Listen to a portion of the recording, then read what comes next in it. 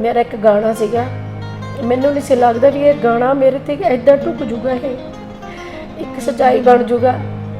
बहुत देर पहला मैं बचपन च गाना गाया सी दीदार संधू जी का, जरा छेती कम नबेड़ माए मैं सोना नहीं, मैनू अज सुपने विच मिलन माही ने आउणा नहीं।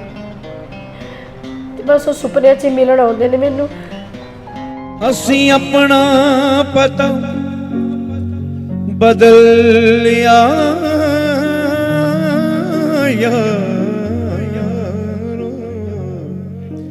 अजकल असी किसे दे दिल विच वसने। अपने बच्चों को मैं देखना तो मैनू याद नहीं सी आउंदा, मेरा दिमाग कई बार बहुत पिछे चले जाता सी जो बच्चे छोटे होंदे सीगे। तो मैनू लगदा सी बच्चों को स्कूल तोरना है, बच्चों दी ड्रैस प्रेस करनी, यूनीफॉर्म प्रेस करनी। बच्चे ने कहना नहीं मम्मा असीं तां मूहरे बैठे। मैं कहा नहीं ये तो नहीं मेरे बच्चे है, मेरे बच्चे तो छोटे छोटे हैं। फिर उन्होंने मैंने फोटो बहुत कुछ होंदा सीगा, बहुत मेरी जिंदगी इदां हो गई सी, मैनू कुछ याद नहीं सी रहिंदा, ट्रोमा च जांदी सीगी ते बेहोश हो जाना, किन्ने किन्ने घंटे होश नहीं सी आउंदी।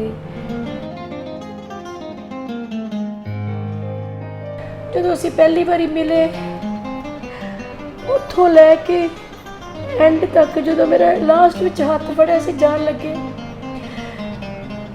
जो डॉक्टर ने कहा कि असी हुण इन्होंने वेंटिलेटर ते लाउणा, इंजैक्शन लेना, तुसीं बाहर जाओ। जो मैं हाथ छड्ड के इदां बाहर जा रही सी रूम चो ना, दरवाजे च खड़ के मैं एकदम देखिया तो मैनू इदां ही देख रहे सी, उन्हें अक्खां चों हंझू जा रहे सीगे। मैनू नहीं सी पता भी ये जिहड़ी देखणी है इन्हां दी, इस तो बाद मैनू नहीं दिखना इन्हां ने इदां ना, मैं किवें देखूंगी कि इदां हुण देख रहे ने। फिर मेरे हॉल पैंदे अंदर, मैनू फिर दिखते नहीं किसी पासे, मैं उन्हां दी फोटो अगे जाके बह जांदी हां, उन्हां दे गाने सुनदी देखदी भी ये चेहरा कित्थे चला गया, कि हुण इन्हां ने कदे नहीं आउणा, ना मैनू इन्हां ने कदे दिखना है।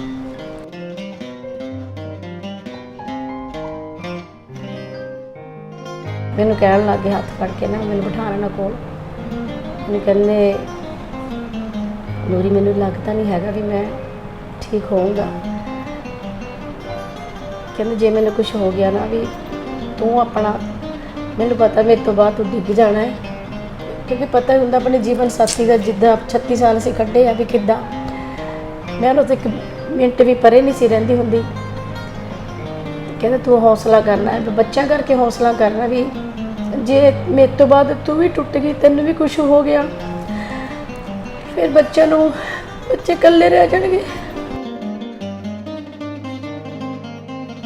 पाए सीगे, मैंने इदा करके घुट के जफ्फी पा ली, नाले हंझू आ गए ना, मैंने कहते तू मैंने माफ़ कर दे, मैं तेरे नाल जीना चाहता सी, बहुत खुशियां देखनियां सी आपां सारी जिंदगी स्ट्रगल करते रहे, बच्चों को पालते रहे, कहते हुण अपना टाइम सीगा भी आपां इकट्ठियां ने इंजॉय करना सीगा, मैनू माफ़ कर दी, मैं तेनू कल्ली नूं छड्ड के जा रहा। बस इदां ही कहते रहे, कहते बस तू बच्चों का ध्यान रखी, डोली ना बिल्कुल भी। कई बार तो इदां लगदा मेरे कोल किते इत्थे फिरदे पए ने, पर इदां हुंदा कि मैं गल तां कर नहीं पा रही उन्हां नाल, मैं देख नहीं सकती, असीं इंसान आ ना, साडी वो अख थोड़ी आ पीरां फकीरां वाली अख थोड़ी है कि असीं किसी एनर्जी नूं, किसी इदां जोत नूं, आत्मा नूं देख सकीए ना, असीं इंसान असते ना अखां नाल देखना ना जी, ते ये अखां लभदियां ने उन्हां नूं। मैं हमेशा खुशी दे विच, एक मस्ती दे विच रहिंदी हुंदी सीगी, पर हुण मैनू एहसास होया कि दर्द कितना भयानक हुंदा है। बेराग बहुत तरह के होंदे ने, पर यह जिहड़ा बेराग आ, दुख दर्द नाल भरिया होया, एक सदमे दे विचों तुसीं बहुत वड्डे सदमे जदों तुसीं बाहर निकलदे हो, अपने आप नूं देखदे हो, वो बेराग जिहड़ा दुख दा दर्द दा हैगा वो नहीं सी आ जांदा मेरे तों। मैं कदे इन्नी जिंदगी च उदास नहीं सी होई जिन्नी मैं सरजूल जी के जान तो बाद हुई है।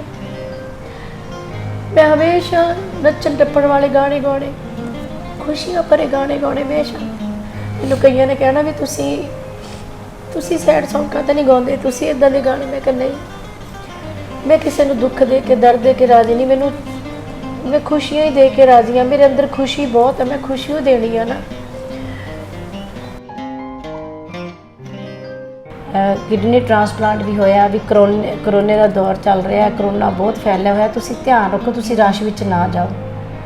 ਕਹਿੰਦੇ ਨਹੀਂ, ਕਹਿੰਦੇ ਫਿਰ ਕੀ ਆ, ਕਹਿੰਦੇ ਮੌਤ ਤਾਂ ਇੱਕੋ ਵਾਰੀ ਆਉਣੀ ਹੈ, ਕਹਿੰਦੇ ਜ਼ਿੰਦਗੀ 'ਚ 2 ਵਾਰੀ ਥੋੜੀ ਕਹਿੰਦੇ ਕਿਸੇ ਨੂੰ ਮੌਤ ਆਈ ਹੈ, ਮੌਤ ਇੱਕੋ ਵਾਰੀ ਆਉਣੀ ਹੈ। ਤੇ ਮੈਂ ਚਾਹੁੰਦਾ ਵੀ ਉਹ ਜਿਹੜੀ ਮੌਤ ਆਵੇ ਉਹ ਕਿਸੇ ਲੇਖੇ, ਮੇਰੀ ਜ਼ਿੰਦਗੀ ਕਿਸੇ ਲੇਖੇ ਲੱਗ ਜਾਵੇ, ਸੋਹਣੀ ਮੌਤ ਆਵੇ ਮੈਨੂੰ।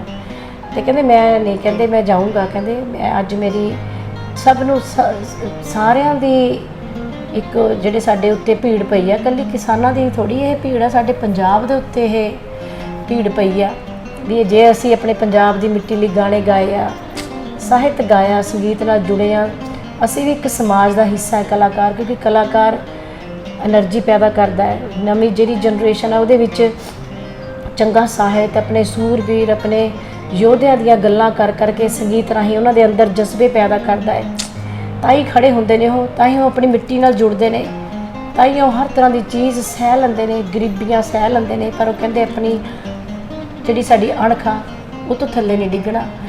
ਤੇ ਫਿਰ ਉਹ ਕਹਿੰਦੇ ਸੀ ਗੁਰੂ ਸਾਹਿਬ ਨੇ ਆਪਣਾ ਪਰਿਵਾਰ ਸਾਰਾ ਵਾਰਤਾ ਸਾਡੇ ਲਈ, ਤੇ ਕਿੱਡੇ ਵੱਡੇ ਪੀਰ ਫਕੀਰ ਹੋਏ, ਉਹਨਾਂ ਨੇ ਇੰਨੀਆਂ ਸ਼ਹੀਦੀਆਂ ਦਿੱਤੀਆਂ ਆਪਣੀ ਕੌਮ ਲਈ, ਆਪਣੀ ਧਰਤੀ ਲਈ। ਕਹਿੰਦੇ ਫਿਰ ਕੀ ਹੋ ਗਿਆ, ਕਹਿੰਦੇ ਮੈਨੂੰ ਕੁਝ ਨਹੀਂ ਹੁੰਦਾ, ਜੇ ਜਿਸ ਦਿਨ ਰੱਬ ਨੇ ਮੌਤ ਮੇਰੀ ਲਿਖੀ ਉਸ ਦਿਨ ਹੋਏ ਜਾਣੀ ਆ, ਕਹਿੰਦੇ ਪਰ ਮੈਂ ਤਾਂ ਜਾਊਂਗਾ ਤੇ ਆਪਣੀ ਮਿੱਟੀ ਲਈ, ਆਪਣੇ ਪੰਜਾਬ ਲਈ ਜਾਊਂਗਾ ਜੀ। ਫਿਰ ਉਹ ਦਿੱਲੀ ਵੀ ਗਏ, ਸਾਰੇ ਪਾਸੇ ਜਾਂਦੇ ਰਹੇ, ਫਿਰ ਦਿੱਲੀ ਵੀ ਧਰਨੇ ਤੇ ਗਏ ਤੇ ਉੱਥੇ ਜਾ ਕੇ ਵੀ ਬੋਲੇ, ਅਸੀਂ ਦੋਨੋਂ ਹੀ ਗਏ ਸੀ, ਫੈਮਿਲੀ ਸਾਰੀ ਗਈ ਸੀਗੀ। ਉੱਥੇ ਜਾ ਕੇ ਵੀ ਉਹ ਬੋਲੇ ਵੀ ਕੋਈ ਗੱਲ ਨਹੀਂ। ਉਦੋਂ ਫਿਰ ਡਾਕਟਰ ਨੇ ਦੇਖ ਲਿਆ, ਕਹਿੰਦੇ ਤੁਸੀਂ, ਕਹਿੰਦੇ ਨਹੀਂ ਮੈਨੂੰ ਮਜ਼ਾ ਆ ਰਿਹਾ, ਕਿਉਂਕਿ ਮੈਂ ਆਪਣੇ ਦੇਸ਼ ਲਈ ਖੜਾ, ਆਪਣੇ ਪੰਜਾਬ ਲਈ ਖੜਾ, ਆਪਣੇ ਪੰਜਾਬ ਦੀ ਮਿੱਟੀ ਲਈ ਖੜਾ ਹੈ। ਸਾਨੂੰ ਗੁਰੂ ਸਾਹਿਬ ਨੇ ਕਿਸੇ ਰਸਤੇ ਤੋਰਿਆ ਸੀ, ਉਹਨਾਂ ਨੇ ਕਿਹਾ ਸੀ ਜਦੋਂ ਵੀ ਤੁਹਾਡੀ ਕੌਮ ਤੇ, ਤੁਹਾਡੇ ਸਾਹਿਤ ਦੇ ਉੱਤੇ, ਤੁਹਾਡੀ ਮਿੱਟੀ ਦੇ ਉੱਤੇ ਜਿੱਥੇ ਤੁਸੀਂ ਜੰਮੇ ਹੋ, ਉਸ ਚੀਜ਼ ਤੇ ਤੁਹਾਡੀ ਅਣਖ ਤੇ ਕੋਈ ਵਾਰ ਕਰੂਗਾ ਤਾਂ ਤੁਸੀਂ ਖੜਨਾ ਹੈ ਜੀ।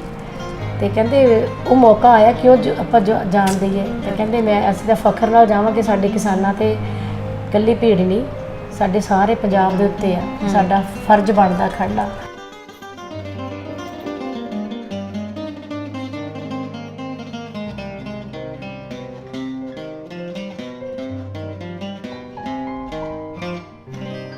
ਅਸੀਂ ਸਾਰੀ ਜ਼ਿੰਦਗੀ ਕਹਿੰਦੇ ਆ ਕਿ ਕਿਤੇ ਨਾ ਕਿਤੇ ਸ਼ਾਂਤੀ ਮਿਲ ਜਾਏ, ਸ਼ਾਂਤੀ ਮਿਲ ਜਾਏ, ਲੇਕਿਨ ਕਈ ਵਾਰ ਸ਼ਾਂਤੀ ਵੀ ਸਾਨੂੰ ਬੇਬਸ, ਬੇਚੈਨ ਕਰ ਦਿੰਦੀ ਹੈ। ਇਹ ਮੇਰੇ ਨਾਲ ਅੱਜ ਹੁਣੇ ਹੋਇਆ ਹੈ, ਜਦੋਂ ਮੈਂ ਖੰਨੇ ਪਹੁੰਚੀ ਹਾਂ ਅਮਰ ਨੂਰੀ ਮੈਮ ਨੂੰ ਮਿਲਣ ਦੇ ਲਈ, ਔਰ ਗੇਟ ਦੇ ਵਿੱਚ ਐਂਟਰ ਕਰਦੇ ਹੀ ਜਦ ਚਾਰੇ ਪਾਸੇ ਨਜ਼ਰ ਘੁਮਾਈ ਤੇ ਅਜਿਹਾ ਫੀਲ ਹੋ ਰਿਹਾ ਸੀਗਾ ਕਿ ਇੱਥੋਂ ਦੀ ਹਰ ਇੱਕ ਚੀਜ਼ ਇੱਕ ਸਵਾਲ ਪੁੱਛ ਰਹੀ ਹੈ, ਸ਼ਾਇਦ ਕਿਸੇ ਨੂੰ ਉਡੀਕ ਰਹੀ ਹੈ, ਸ਼ਾਇਦ ਕਿਸੇ ਨੂੰ ਯਾਦ ਕਰ ਰਹੀ ਹੈ। ਬਿਲਕੁਲ ਉਸੇ ਤਰ੍ਹਾਂ ਜਿਸ ਤਰ੍ਹਾਂ ਮੇਰੇ ਮਨ 'ਚ ਉਹ ਬੇਚੈਨੀ ਸੀ। ਅੰਦਰ ਆ ਕੇ ਮੈਮ ਨੂੰ ਮਿਲੀ, ਔਰ ਕਹਿੰਦੇ ਆ ਕਿ ਆਪਣੇ ਬੰਦੇ ਨੂੰ ਮਿਲ ਕੇ, ਆਪਣੇ ਜੀ ਨੂੰ ਮਿਲ ਕੇ ਬਹੁਤ ਖੁਸ਼ੀ ਹੁੰਦੀ ਹੈ। ਪਰ ਮੈਂ ਕੀ ਆਖਾਂ, ਮੈਨੂੰ ਸਮਝ ਨਹੀਂ ਆ ਰਿਹਾ, ਪਰ ਮੈਂ ਉਹਨਾਂ ਦਾ ਸਵਾਗਤ ਕਰਾਂਗੀ। ਸਤਿ ਸ਼੍ਰੀ ਅਕਾਲ ਮੈਮ। ਸਤਿ ਸ਼੍ਰੀ ਅਕਾਲ। ਠੀਕ ਹੋ? ਠੀਕ ਹੈ ਮੈਮ, ਜਿੱਦਾਂ ਕਿ ਮੈਂ ਹੁਣੇ ਗੱਲ ਕੀਤੀ ਕਿ ਜਦੋਂ ਅਸੀਂ ਅੰਦਰ ਵੜ ਰਹੇ ਸੀ ਤੇ ਮੇਰਾ ਮਨ ਇਸ ਤਰ੍ਹਾਂ ਹੀ ਬੇਚੈਨ ਹੋ ਰਿਹਾ ਸੀ ਹਰ ਇੱਕ ਚੀਜ਼ ਨੂੰ ਦੇਖ ਕੇ, ਕਿ ਹਰ ਇੱਕ ਚੀਜ਼ 'ਤੇ ਰੀਝ ਲਗਾਈ ਹੈ। ਸਭ ਤੋਂ ਪਹਿਲੇ ਤਾਂ ਤੁਹਾਡਾ ਘਰ ਬਹੁਤ ਸੋਹਣਾ ਹੈ, ਬਹੁਤ ਸ਼ਿੱਦਤ ਦੇ ਨਾਲ, ਬੜੀ ਰੂਹ ਦੇ ਨਾਲ ਬਣਾਇਆ ਲੱਗਦਾ ਹੈ। Thank you. ਐਕਚੁਅਲੀ ਮੈਂ ਤੇ ਸਰਦੂਲ, ਸਾਡੀਆਂ ਦੋਹਾਂ ਦੀਆਂ ਰੂਹਾਂ ਭਿੱਜੀਆਂ ਹੋਈਆਂ ਸੀਗੀਆਂ ਪਿਆਰ ਦੇ ਵਿੱਚ। ਅਸੀਂ ਇੱਕ ਦੂਜੇ ਦੀ ਬਹੁਤ ਜ਼ਿੰਦਗੀ 'ਚ ਕਦਰ ਕੀਤੀ ਆ, ਇੱਕ ਦੂਜੇ ਨੂੰ ਸਮਝਿਆ ਹੈ, ਇੱਕ ਦੂਜੇ ਦੇ ਨਾਲ ਹੋ ਕੇ ਚੱਲੇ ਹਾਂ, ਹਮੇਸ਼ਾ ਬਾਂਹ ਫੜ ਕੇ ਤੁਰੇ ਅਸੀਂ। ਕਦੇ ਕਿਸੇ ਨੂੰ ਤਕਲੀਫ ਹੁੰਦੀ ਸੀ ਤਾਂ ਦੂਸਰਾ ਬੰਦਾ ਹੌਸਲਾ ਦਿੰਦਾ ਸੀਗਾ, ਇੱਕ ਦੂਜੇ ਨੂੰ ਇੱਦਾਂ ਸਪੋਰਟ ਕਰਦੇ ਤੁਰੇ ਹਾਂ ਜ਼ਿੰਦਗੀ ਦੇ ਵਿੱਚ। ਇਹ ਜਿਹੜਾ ਤੁਸੀਂ ਜੋ ਕੁਝ ਦੇਖ ਰਹੇ ਹੋ, ਤੁਸੀਂ ਕਹਿੰਦੇ ਬਹੁਤ ਖੂਬਸੂਰਤ ਆ। ਜਿੱਥੇ ਮੁਹੱਬਤ, ਜਿੱਥੇ ਪਿਆਰ ਹੁੰਦਾ ਹੈ, ਉੱਥੇ ਖੂਬਸੂਰਤੀ ਆਪ ਹੀ ਆ ਜਾਂਦੀ ਆ, ਕਿਉਂਕਿ ਪ੍ਰੇਮ ਚੀਜ਼ ਹੀ ਐਸੀ ਆ। ਪ੍ਰੇਮ ਪਰਮਾਤਮਾ ਦਾ ਹੀ ਪ੍ਰਸ਼ਾਦ ਆ, ਪਰਮਾਤਮਾ ਦਾ ਹੀ ਦੂਸਰਾ ਨਾਮ ਪ੍ਰੇਮ ਆ।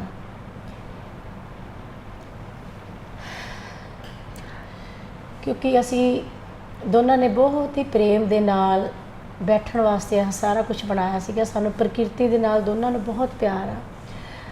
ਤੇ ਇੱਕ ਇੱਕ ਚੀਜ਼, ਇੱਕ ਇੱਕ ਬੂਟਾ ਅਸੀਂ ਆਪਣੇ ਹੱਥਾਂ ਦੇ ਨਾਲ ਲਿਆ ਕੇ ਲਗਾਇਆ ਸੀਗਾ। ਫਿਰ ਅਸੀਂ ਇੱਥੇ ਬੈਠਦੇ ਸੀ, ਇੱਥੇ ਸੰਗੀਤ ਦੀਆਂ ਮਹਿਫਿਲਾਂ ਹੁੰਦੀਆਂ ਸੀਗੀਆਂ, ਵੱਡੇ ਵੱਡੇ ਸੰਗੀਤਕਾਰ ਆਉਂਦੇ ਸੀ, ਅਸੀਂ ਫੈਮਿਲੀ ਪੂਰੇ ਬੱਚੇ ਨਾਲ ਅਸੀਂ ਸਾਰੇ ਬੈਠਦੇ ਸੀਗੇ। ਜਦੋਂ ਅਸੀਂ ਫ੍ਰੀ ਹੁੰਦੇ ਸੀਗੇ ਕਿਤੇ ਸ਼ੂਟਿੰਗ ਤੋਂ, ਕਿਤੋਂ ਪ੍ਰੋਗਰਾਮ ਤੋਂ ਵਾਪਸ ਆਉਣਾ ਤੇ ਸਫ਼ਰ ਦਾ ਥਕਾਨ ਹੋਣੀ, ਤੇ ਫਿਰ ਅਸੀਂ ਇੱਦਾਂ ਹੀ ਗਾਰਡਨ ਦੇ ਵਿੱਚ ਬੈਠ ਕੇ ਸੰਗੀਤ ਛੇੜਨਾ, ਤੇ ਉਹਨਾਂ ਨੇ ਆਲਾਪ ਲਗਾਉਣੇ, ਰਾਗ ਰੀਤ ਛੇੜਨੀ, ਵਧੀਆ ਸ਼ਬਦ ਲੈ ਕੇ ਉਹਨਾਂ ਨੇ ਗਾਉਣਾ। ਮੈਂ ਹਮੇਸ਼ਾ ਉਹਨਾਂ ਤੋਂ ਹੀਰ ਸੁਣਦੀ ਹੁੰਦੀ ਸੀਗੀ, ਕਿਉਂਕਿ ਮੈਨੂੰ ਹੀਰ ਬਹੁਤ ਪਸੰਦ ਆ। ਬੜੀ ਪਾਕ ਪਵਿੱਤਰ ਰੂਹ ਸੀਗੀ, ਤੇ ਇਸ ਕਰਕੇ ਮੈਂ ਉਹਨਾਂ ਤੋਂ ਹੀਰ ਸੁਣਦੀ ਹੁੰਦੀ ਸੀ। ਤੇ ਹੀਰ ਜਦੋਂ ਗਾਉਂਦੇ ਹੁੰਦੇ ਸੀ, ਇੱਕ ਵੱਖਰੇ ਤਰ੍ਹਾਂ ਦੀ ਇੱਕ ਸ਼ਾਂਤੀ, ਇੱਕ ਸਕੂਨ, ਇੱਕ ਰੂਹਾਨੀਅਤ ਝਲਕਦੀ ਹੁੰਦੀ ਸੀ ਉਹਨਾਂ ਦੀ ਆਵਾਜ਼ 'ਚੋਂ ਨਾ। ਜੀ, ਆਵਾਜ਼ ਤਾਂ ਉਹਨਾਂ ਦੀ ਹੈ ਹੀ ਰੂਹਾਨੀਅਤ ਨਾਲ ਭਰੀ ਹੋਈ ਸੀ, ਕਿਉਂਕਿ ਉਹਨਾਂ ਦੀ ਰੂਹ ਜਿਹੜੀ ਸੀਗੀ ਉਹ ਰੂਹਾਨੀਅਤ ਨਾਲ ਭਰੀ ਹੋਈ ਸੀ, ਪਿਆਰ ਦੇ ਰਸ ਵਿੱਚ ਭਰੀ ਹੋਈ ਸੀ।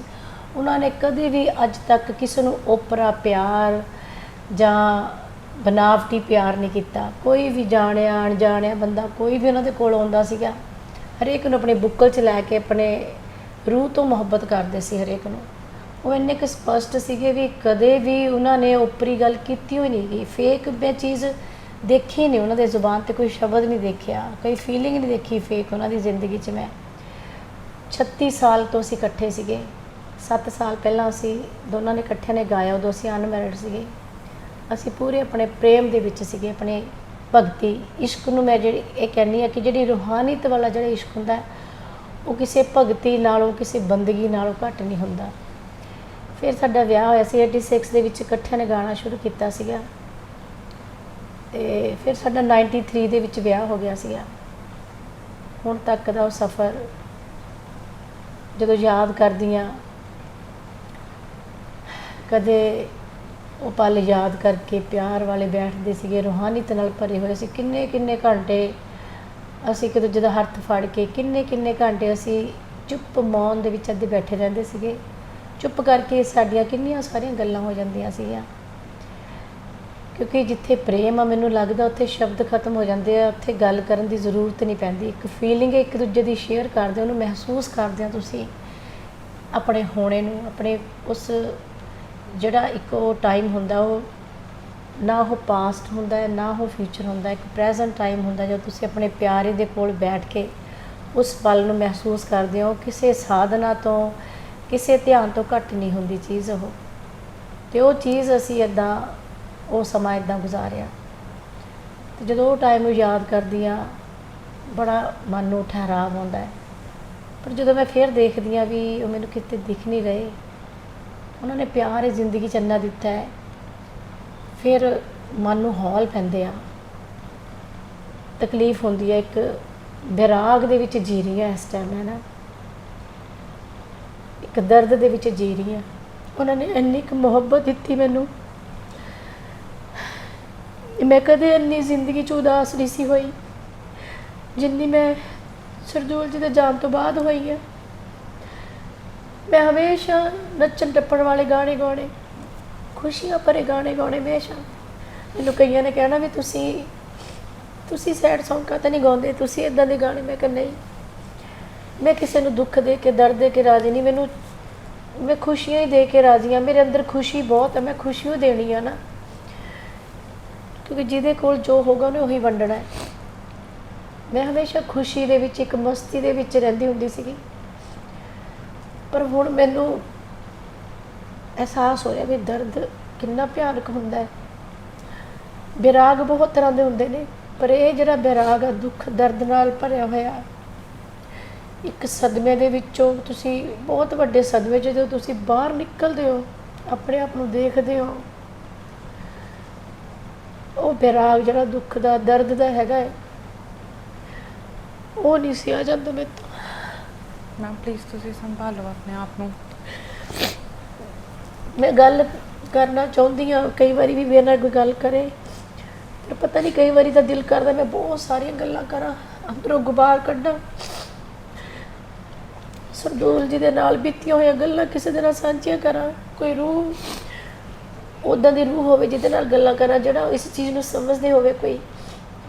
ਫਿਰ ਮੇਰੀ ਫਰੈਂਡਸ ਹੈਗੀਆਂ ਨੇ, ਉਹਨਾਂ ਦੇ ਨਾਲ ਕਈ ਵਾਰੀ ਮੈਂ ਗੱਲ ਕਰਦੀ ਹਾਂ, ਕਈ ਵਾਰੀ ਫਿਰ ਮੈਨੂੰ ਲੱਗਦਾ ਵੀ ਨਹੀਂ, ਉੱਦਾਂ ਦੀ ਰੂਹ ਤਾਂ ਕੋਈ ਹੈ ਹੀ ਨਹੀਂ ਜਿੰਨਾ ਉਹ ਮੈਨੂੰ ਸਮਝਦੇ ਸੀਗੇ। ਮੇਰੀ ਚੁੱਪ ਦੇ ਵਿੱਚ ਵੀ ਮੇਰਾ ਸਾਰਾ ਕੁਝ ਸਮਝ ਲੈਂਦੇ ਸੀਗੇ।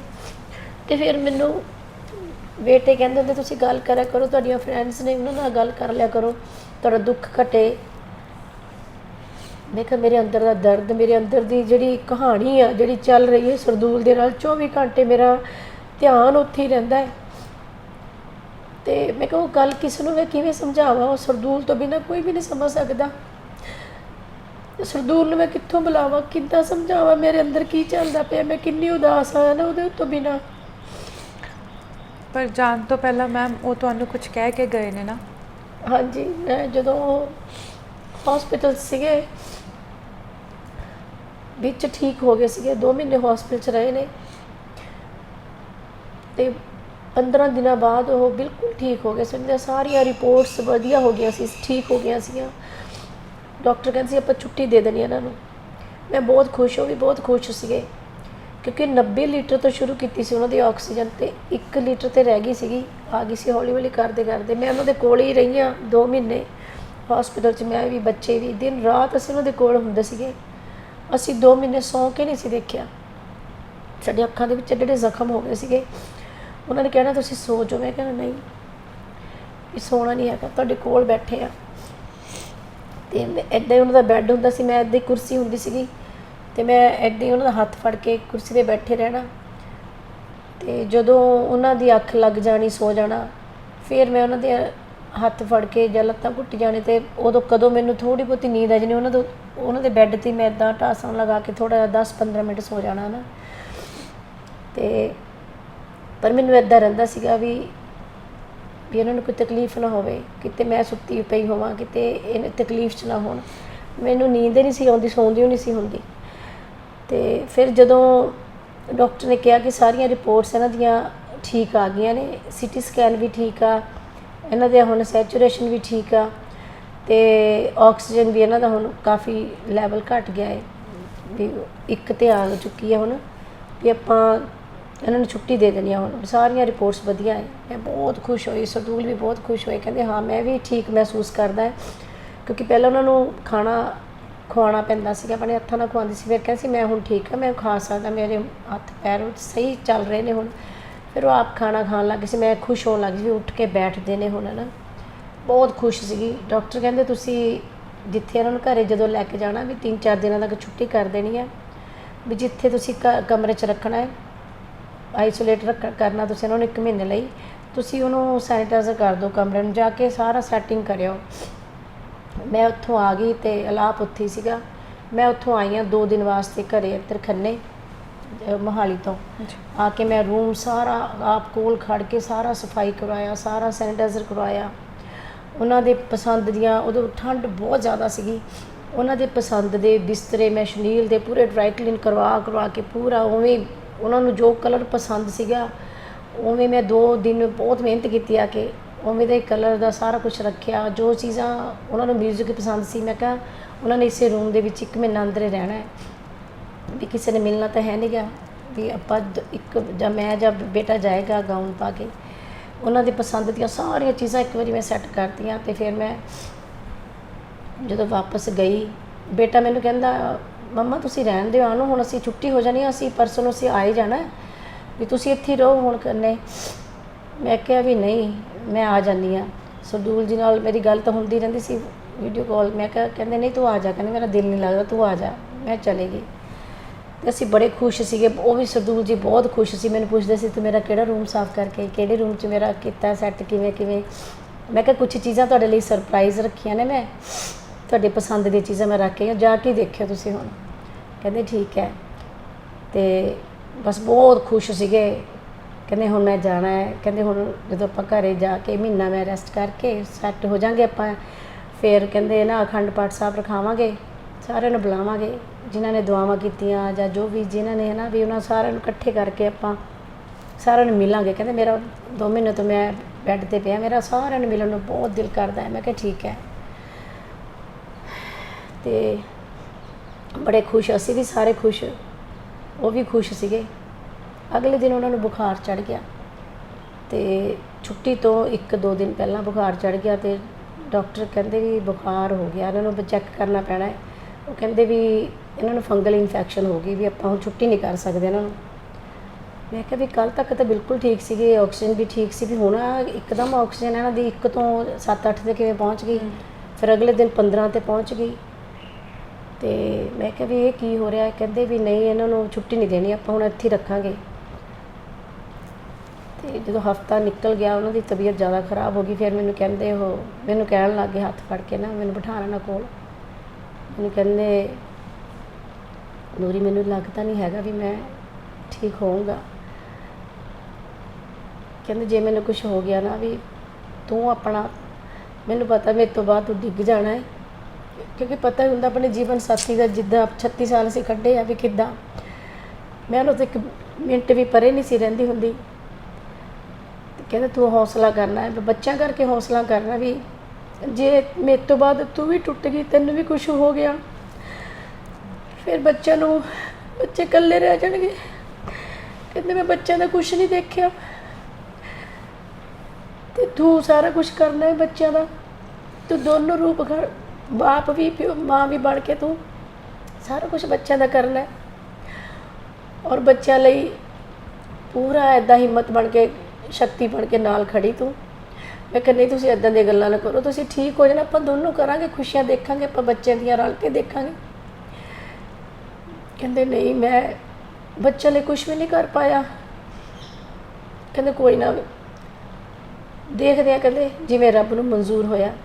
ਫਿਰ ਜਿੱਦਣ ਡੈਥ ਤੋਂ 1 ਦਿਨ ਰਾਤ ਨੂੰ ਪਹਿਲਾਂ ਜਦੋਂ ਉਹਨਾਂ ਨੂੰ ਵੈਂਟੀਲੇਟਰ 'ਤੇ ਲਾਉਣਾ ਸੀਗਾ, ਡਾਕਟਰ ਕਹਿੰਦੇ ਤੂੰ ਹਜੇ ਰਹਿਣ ਦੇ, 2 ਘੰਟੇ ਮੈਨੂੰ ਆਪਣੀ ਵਾਈਫ ਨਾਲ ਗੱਲਾਂ ਕਰਨ ਦੇ। ਸਾਰੇ ਆਏ ਹੋਏ ਸੀ, ਕਾਫੀ ਸਾਰੇ ਆਰਟਿਸਟ ਵੀ ਸੀਗੇ, ਹੋਰ ਵੀ ਕਾਫੀ ਸਾਰੇ ਮਿਲਣ ਵਾਸਤੇ ਆਏ ਸੀਗੇ। ਉਹਨਾਂ ਨੂੰ ਮਿਲ ਕੇ ਬਸ ਜਿਵੇਂ ਕਹੇ ਸੀਗੇ ਠੀਕ ਹੈ, ਵੀ ਫਾਰਮੈਲਿਟੀ ਕਰ ਰਹੇ ਸੀ। ਕਹਿੰਦੇ ਉਹ ਡਾਕਟਰ ਕਹਿ ਰਹੇ ਸੀ, ਕਹਿੰਦੇ ਵੀ 10-10 ਮਿੰਟ ਵਾਸਤੇ ਸਾਰਿਆਂ ਨੂੰ ਭੇਜੋ, ਵੀ ਕਿਉਂਕਿ ਮੈਨੂੰ ਵੈਂਟੀਲੇਟਰ 'ਤੇ ਤੁਸੀਂ ਲਾਉਣਾ ਹੈ। ਮੈਨੂੰ ਕਹਿੰਦੇ ਵੈਂਟੀਲੇਟਰ 'ਤੇ ਬੰਦਾ ਜਿਹੜਾ ਜਾਂਦਾ ਹੈ ਨਾ, ਘੱਟ ਹੀ ਮੁੜਦਾ ਵਾਪਸ ਨਾ। ਮੈਂ ਕਿਹਾ ਤੁਸੀਂ ਇੱਦਾਂ ਨਾ ਕਰੋ, ਠੀਕ ਹੋ ਜਾਣਾ। ਕਹਿੰਦੇ ਚਲੋ ਜੋ ਪਰਮਾਤਮਾ ਨੂੰ ਮਨਜ਼ੂਰ ਹੋਇਆ ਉਹ ਹੀ ਹੋਊਗਾ। ਡਾਕਟਰ ਸਾਹਿਬ ਕਹਿੰਦੇ ਵੀ 11 ਵਜੇ ਲਾਉਣਾ ਵੈਂਟੀਲੇਟਰ 'ਤੇ, ਅਤੇ 10:30 ਵੱਜ ਗਏ ਸੀ, 11:15। ਫਿਰ ਉਹਨਾਂ ਨੇ ਡਾਕਟਰ ਨੂੰ ਕਿਹਾ ਵੀ ਸਾਰਿਆਂ ਨੂੰ ਬਾਹਰ ਭੇਜ ਦੇ, ਸਿਰਫ ਮੇਰੀ ਵਾਈਫ ਨੂੰ ਮੇਰੇ ਕੋਲ ਰਹਿੰਦੇ, ਮੈਂ ਇਹਨਾਂ ਨਾਲ ਗੱਲਾਂ ਕਰਨੀਆਂ, ਹਜੇ ਮੈਨੂੰ ਵੈਂਟੀਲੇਟਰ 'ਤੇ ਨਾ ਲਾਇਓ, ਕਿਉਂਕਿ ਵੈਂਟੀਲੇਟਰ 'ਤੇ ਲਾਉਣ ਤੋਂ ਪਹਿਲਾਂ ਬੇਹੋਸ਼ੀ ਦਾ ਟੀਕਾ ਦੇਣਾ ਪੈਣਾ ਸੀ ਉਹਨਾਂ ਨੂੰ ਨਾ, ਅਤੇ ਤਾਂ ਵੈਂਟੀਲੇਟਰ 'ਤੇ ਲਾਉਣਾ ਸੀਗਾ, ਸੈਂਟਰ ਲਾਈਨ ਪਾਉਣੀ, ਪਤਾ ਨਹੀਂ ਕੀ ਕੁਛ ਕਰਨਾ ਸੀਗਾ। ਕਹਿੰਦੇ ਮੈਨੂੰ ਤਾਂ ਹੋਸ਼ ਨਹੀਂ ਰਹਿਣੀ, ਫਿਰ ਪਤਾ ਨਹੀਂ ਕੀ ਬਣਨਾ ਹੈ। ਕਹਿੰਦੇ ਮੈਨੂੰ ਆਪਣੀ ਵਾਈਫ ਨਾਲ ਗੱਲਾਂ ਕਰਨ ਦੇ, ਮੇਰੀ ਜ਼ਿੰਦਗੀ 'ਚ ਇਹਦਾ ਅਹਿਮ ਰੋਲ ਰਿਹਾ ਹੈ, ਅਤੇ ਇਹਨੂੰ ਮੇਰੇ ਕੋਲ ਬੈਠਣ ਦੇ। ਫਿਰ ਮੈਂ 2 ਘੰਟੇ ਉਹਨਾਂ ਕੋਲ ਬੈਠੀ ਰਹੀ, ਗੱਲਾਂ ਕਰਦੇ ਰਹੇ ਮੇਰੇ ਨਾਲ। ਮੈਨੂੰ ਕੁੱਟ ਕੇ ਜੱਫੀ ਪਾ ਲਈ, ਪਏ ਸੀਗੇ, ਮੈਨੂੰ ਇੱਦਾਂ ਕਰਕੇ ਕੁੱਟ ਕੇ ਜੱਫੀ ਪਾ ਲਈ,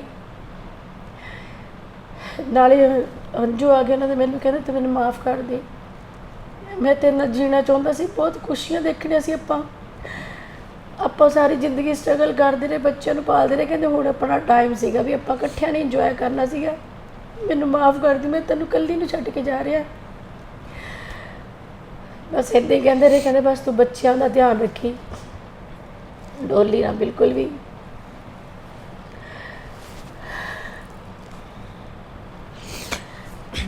ਮੈਮ ਉਹ ਹਮੇਸ਼ਾ ਇਹੀ ਚਾਹੁੰਗੇ ਵੀ ਤੁਸੀਂ ਹੈ ਨਾ, ਜਿੱਦਾਂ ਉਹ ਤੁਹਾਡੇ ਤੋਂ ਪ੍ਰੋਮਿਸ ਲੈ ਕੇ ਗਏ ਨੇ ਕਿ ਤੁਸੀਂ ਹਮੇਸ਼ਾ ਸਟਰੋਂਗ ਬਣ ਕੇ ਉਹਨਾਂ ਦੀ ਥਾਂ 'ਤੇ ਵੀ ਖੜੋਗੇ ਆਲਾਪ ਜੀ ਨਾਲ, ਜਾਂ ਹੈ ਨਾ।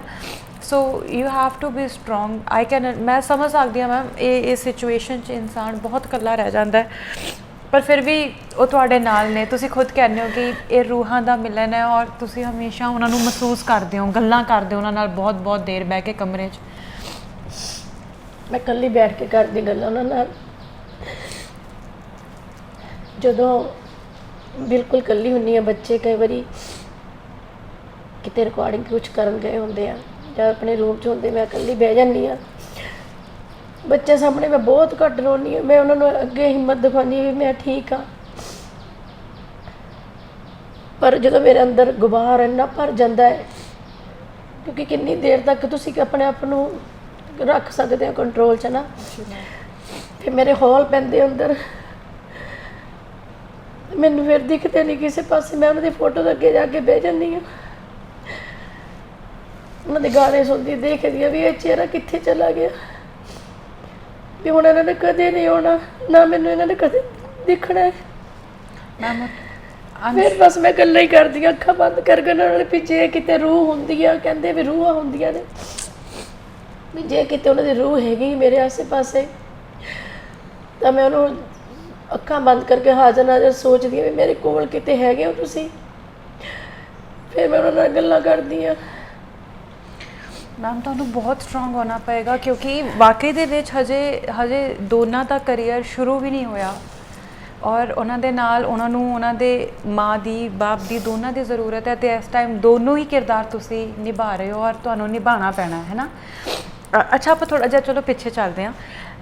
ਜਦੋਂ ਤੁਸੀਂ ਕਿਹਾ ਕਿ 7 ਸਾਲ ਤੁਸੀਂ ਵਿਆਹ ਤੋਂ ਪਹਿਲਾਂ ਇਕੱਠੇ ਗਾਉਂਦੇ ਸੀਗੇ, ਸਟੇਜ ਸ਼ੋਅ ਕਰਦੇ ਸੀ, ਹੈ ਨਾ, ਅਤੇ ਉਹ ਜਿਹੜੀ ਕੈਮਿਸਟਰੀ ਸੀ ਉਹ ਕਿਹੋ ਜਿਹੀ ਸੀ? ਕਿਸ ਤਰ੍ਹਾਂ ਤੁਹਾਡੀ ਆਪਸ 'ਚ ਗੱਲਾਂ ਹੁੰਦੀਆਂ ਸੀ? ਕਿਸ ਤਰ੍ਹਾਂ ਤੁਸੀਂ ਸਟੇਜ ਸਾਂਝੀ ਕਰਦੇ ਸੀ? ਅਸੀਂ ਜਦੋਂ ਪਹਿਲੀ ਵਾਰੀ ਮਿਲੇ ਸੀਗੇ ਉਦੋਂ ਮੈਂ ਕਾਫੀ ਛੋਟੀ ਸੀਗੀ, 13-14 ਸਾਲਾਂ ਦੀ ਸੀਗੀ ਤੇ 17 ਸਾਲਾਂ ਦੇ ਸੀਗੇ।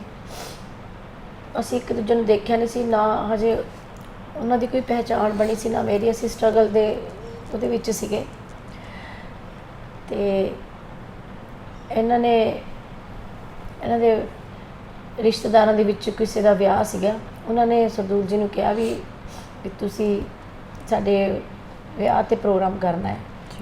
ਉਹਨਾਂ ਦਿਨਾਂ ਦੇ ਵਿੱਚ ਡਿਊਟਾਂ ਦਾ ਦੌਰ ਹੁੰਦਾ ਸੀਗਾ ਤੇ ਇਹਨਾਂ ਨੇ ਸੰਪਰਕ ਕੀਤਾ ਮੇਰੇ ਪਾਪਾ ਦੇ ਨਾਲ।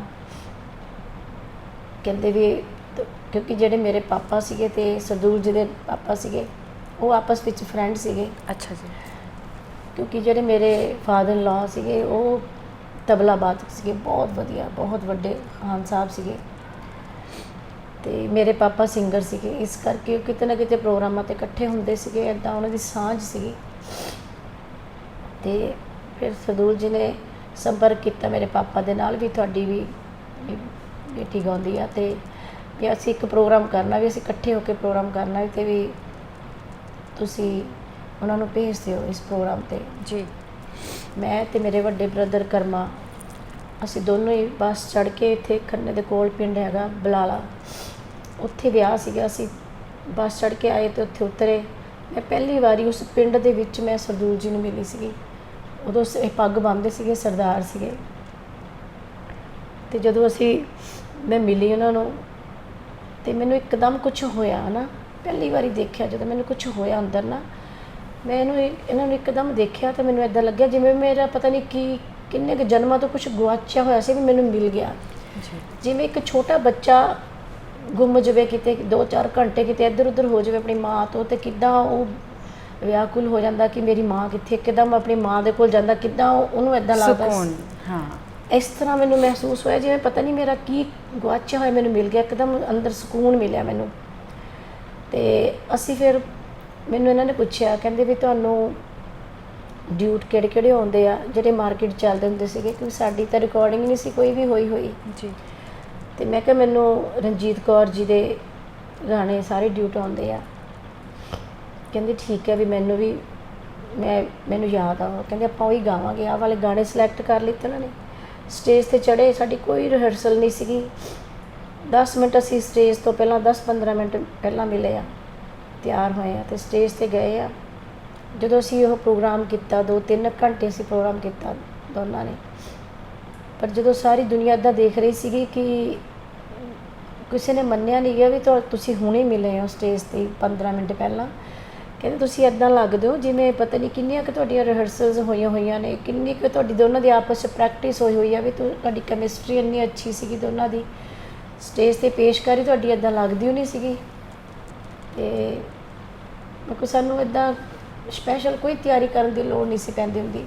ਉਸ ਤੋਂ ਬਾਅਦ ਵੀ ਇੱਦਾਂ ਦੌਰ ਚੱਲਦਾ ਗਿਆ। ਫਿਰ ਅੱਗੇ ਜਿਵੇਂ ਹੁਣ ਤੱਕ ਵੀ ਜਦੋਂ ਅਸੀਂ ਸਟੇਜ 'ਤੇ ਜਾਂਦੇ ਸੀ, ਅਸੀਂ ਕਦੇ ਸਿਰਫ ਗਾਣਿਆਂ ਦੀ ਪ੍ਰੈਕਟਿਸ ਕਰਦੇ ਸੀਗੇ ਵੀ ਗਾਣੇ ਕਿਹੜੇ ਗਾਉਣੇ ਆ, ਕੰਪੋਜੀਸ਼ਨ ਦੀ ਤਿਆਰੀ ਕਰਨੀ।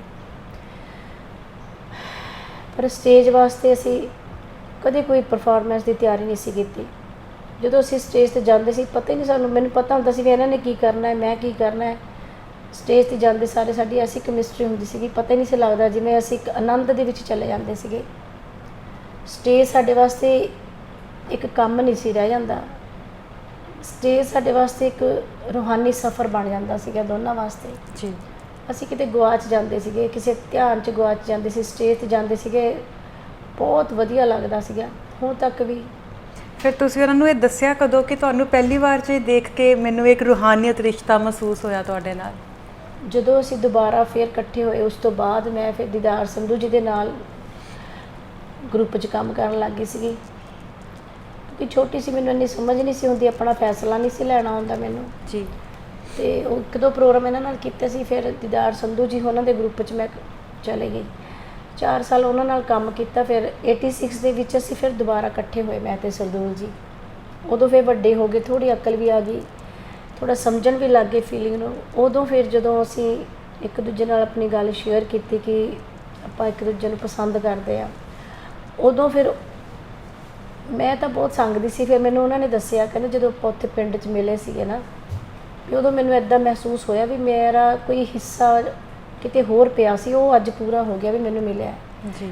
ਫਿਰ ਮੈਂ ਉਹਨਾਂ ਨੂੰ ਦੱਸਿਆ, ਮੈਂ ਕਿ ਮੈਨੂੰ ਵੀ ਇੱਦਾਂ ਹੀ ਮਹਿਸੂਸ ਹੋਇਆ ਸੀਗਾ। ਤੇ ਉੱਥੋਂ ਹੀ ਸਾਡੇ ਵੀ ਪਿਆਰ ਦੀ ਕਹਾਣੀ ਸ਼ੁਰੂ ਹੋਈ।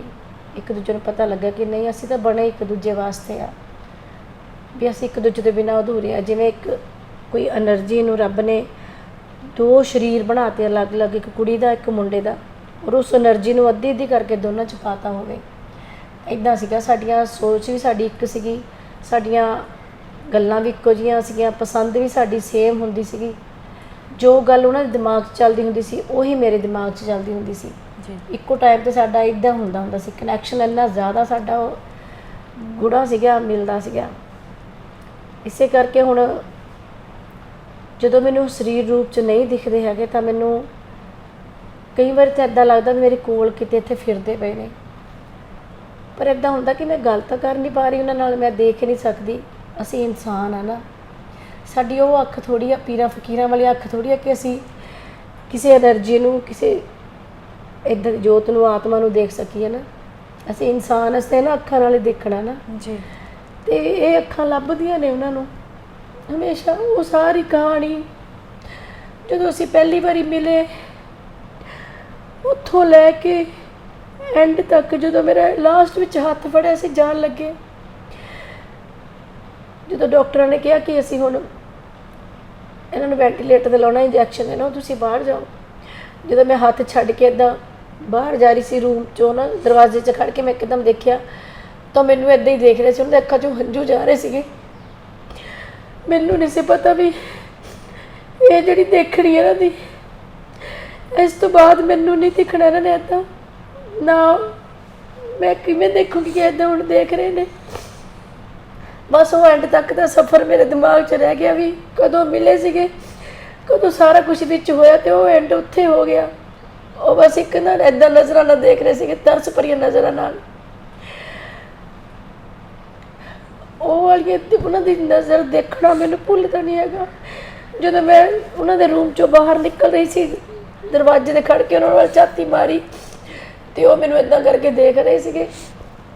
ਉਹ ਚੀਜ਼ ਮੈਨੂੰ ਪਰੇਸ਼ਾਨ ਕਰਦੀ ਹੈ ਹਮੇਸ਼ਾ। ਮੈਮ ਨਹੀਂ, ਤੁਹਾਨੂੰ ਬਹੁਤ ਸਟਰੋਂਗ ਹੋਣਾ ਪੈਣਾ, ਤੁਸੀਂ ਪਲੀਜ਼। ਨਹੀਂ ਮੈਮ, ਤੁਸੀਂ ਬਹੁਤ ਸਟਰੋਂਗ ਹੋ, ਤੁਸੀਂ ਇੱਦਾਂ ਕਮਜ਼ੋਰ ਨਹੀਂ ਪੈ ਸਕਦੇ ਪਲੀਜ਼। ਆਮ ਸ਼ੋਰ ਕਿ ਅੱਜ ਤੱਕ ਜਿੰਨੇ ਤੁਸੀਂ ਪ੍ਰੋਮਿਸਿਸ ਹੈ ਨਾ ਤੁਸੀਂ ਕੀਤੇ ਹੋਣਗੇ, ਇੱਕ ਦੂਜੇ ਨਾਲ ਵਾਅਦੇ ਤੁਸੀਂ ਨਿਭਾਏ ਹੋਣਗੇ ਨਾ ਇੱਕ ਦੂਜੇ ਲਈ ਮੈਮ, ਇਹ ਅਖੀਰਲਾ ਵਾਅਦਾ ਉਹ ਤੁਹਾਡੇ ਨਾਲ ਜਿਹੜਾ ਕਰਕੇ ਗਏ ਨਾ, ਇਹ ਤੁਸੀਂ ਨਿਭਾਉਣਾ, ਇਹਦੇ ਲਈ ਤੁਸੀਂ ਬਹੁਤ ਸਟਰੋਂਗ ਬਣਨਾ। ਪਤਾ ਨਹੀਂ ਮੈਂ ਬਣ ਪਾਉਂਗੀ ਕਿ ਨਹੀਂ। ਹੁਣ ਆਰਟਿਸਟ ਆਏ ਸੀ ਸਾਰੇ ਕਲਾਕਾਰ, ਉਹਨਾਂ ਨੇ ਵੀ ਮੈਨੂੰ ਜਿਹੜਾ ਅਹੁਦਾ ਦਿੱਤਾ ਪ੍ਰਧਾਨ ਦਾ, ਮੈਂ ਤਾਂ ਉਹਨਾਂ ਨੂੰ ਕਹਿੰਦੀ ਸੀ ਵੀ ਨਹੀਂ, ਮੇਰੇ ਤੋਂ ਨਹੀਂ ਹੋਣਾ ਹੈਗਾ, ਮੈਂ ਨਹੀਂ ਕਰ ਸਕਦੀ, ਕਿਉਂਕਿ ਮੈਂ ਉਦਾਸ ਬਹੁਤ ਹਾਂ, ਮੈਂ ਟੁੱਟ ਬਹੁਤ ਚੁੱਕੀ ਹਾਂ। ਮੈਨੂੰ ਪਤਾ ਨਹੀਂ ਕਿੰਨਾ ਕੁ ਟਾਈਮ ਲੱਗਣਾ ਆਪਣੇ ਆਪ ਨੂੰ ਇਕੱਠਾ ਕਰਨ ਵਾਸਤੇ, ਮੇਰੇ ਤੋਂ ਨਹੀਂ ਹੋ ਸਕਦਾ ਇਹ। ਮੈਮ ਇਹ ਨਾ ਜਿਹੜੇ ਅਸੀਂ ਆਰਟਿਸਟ ਲੋਕ ਹੁੰਦੇ ਹਾਂ, ਅਸੀਂ ਬਹੁਤ ਜ਼ਿਆਦਾ ਇਮੋਸ਼ਨਲ ਹੁੰਦੇ ਹਾਂ। ਸਾਡੀ ਜਿਹੜੀਆਂ ਇਹ ਜਿਹੜੇ ਰੂਹਾਂ ਦੇ ਰਿਸ਼ਤੇ, ਇਹ ਸਾਡੇ ਨਾਲ ਕੋਈ ਨਿਭਾ ਨਹੀਂ ਸਕਦਾ, ਪਰ ਅਸੀਂ ਇੰਝ ਕਮਜ਼ੋਰ ਬਣ ਕੇ ਕੋਈ ਫਾਇਦਾ ਨਹੀਂ, ਕਿਉਂਕਿ ਰੂਹਾਂ ਵਾਲਾ ਮਿਲਦਾ ਨਹੀਂ ਕੋਈ। ਨਹੀਂ, ਮੈਂ ਕਮਜ਼ੋਰ ਨਹੀਂ ਹੈਗੀ, ਮੈਨੂੰ ਬਸ ਉਦਾਸ ਆ, ਮੈਂ ਦਰਦ ਆ ਮੇਰੇ ਅੰਦਰ ਬਸ। ਮੈਂ ਇਸ ਦਰਦ ਨੂੰ ਤੁਸੀਂ ਸਮਝ ਸਕਦੇ ਹੋ ਹੈ ਨਾ, ਤੁਸੀਂ ਮਹਿਸੂਸ ਕਰ ਰਹੇ ਹੋ ਕਿਉਂਕਿ ਤੁਸੀਂ ਹੰਢਾਇਆ ਹੈ ਇਸ ਪੇਨ ਨੂੰ, ਪਰ ਤੁਹਾਨੂੰ ਬਹੁਤ ਮਜ਼ਬੂਤ ਬਣਨ ਦੀ ਜ਼ਰੂਰਤ ਆ ਹਜੇ। ਜ਼ਿੰਦਗੀ ਨੇ ਨਾ ਬੁੱਕਲ 'ਚ ਬਹੁਤ ਕੁਝ ਲੁਕੋਇਆ ਹੁੰਦਾ, ਸਾਨੂੰ ਨਹੀਂ ਪਤਾ ਹੁੰਦਾ। ਜਦੋਂ ਉਹਨਾਂ ਦੀ ਕਿਡਨੀ ਟ੍ਰਾਂਸਪਲਾਂਟ ਹੋਈ ਸੀ ਨਾ, ਉਦੋਂ ਅਸੀਂ ਬਹੁਤ ਡਰੇ ਹੋਏ ਸੀਗੇ। ਉਦੋਂ ਇੱਦਾਂ ਲੱਗਦਾ ਸੀਗਾ ਕਿ ਵੀ ਸ਼ਾਇਦ ਕਿਤੇ ਇਹਨਾਂ ਨੂੰ ਕੁਝ ਹੋ ਨਾ ਜਾਵੇ। ਉਦੋਂ ਬਹੁਤ ਘਬਰਾਏ ਹੋਏ ਸੀਗੇ। ਪਾਣੀ ਪੀਓ ਪਲੀਜ਼।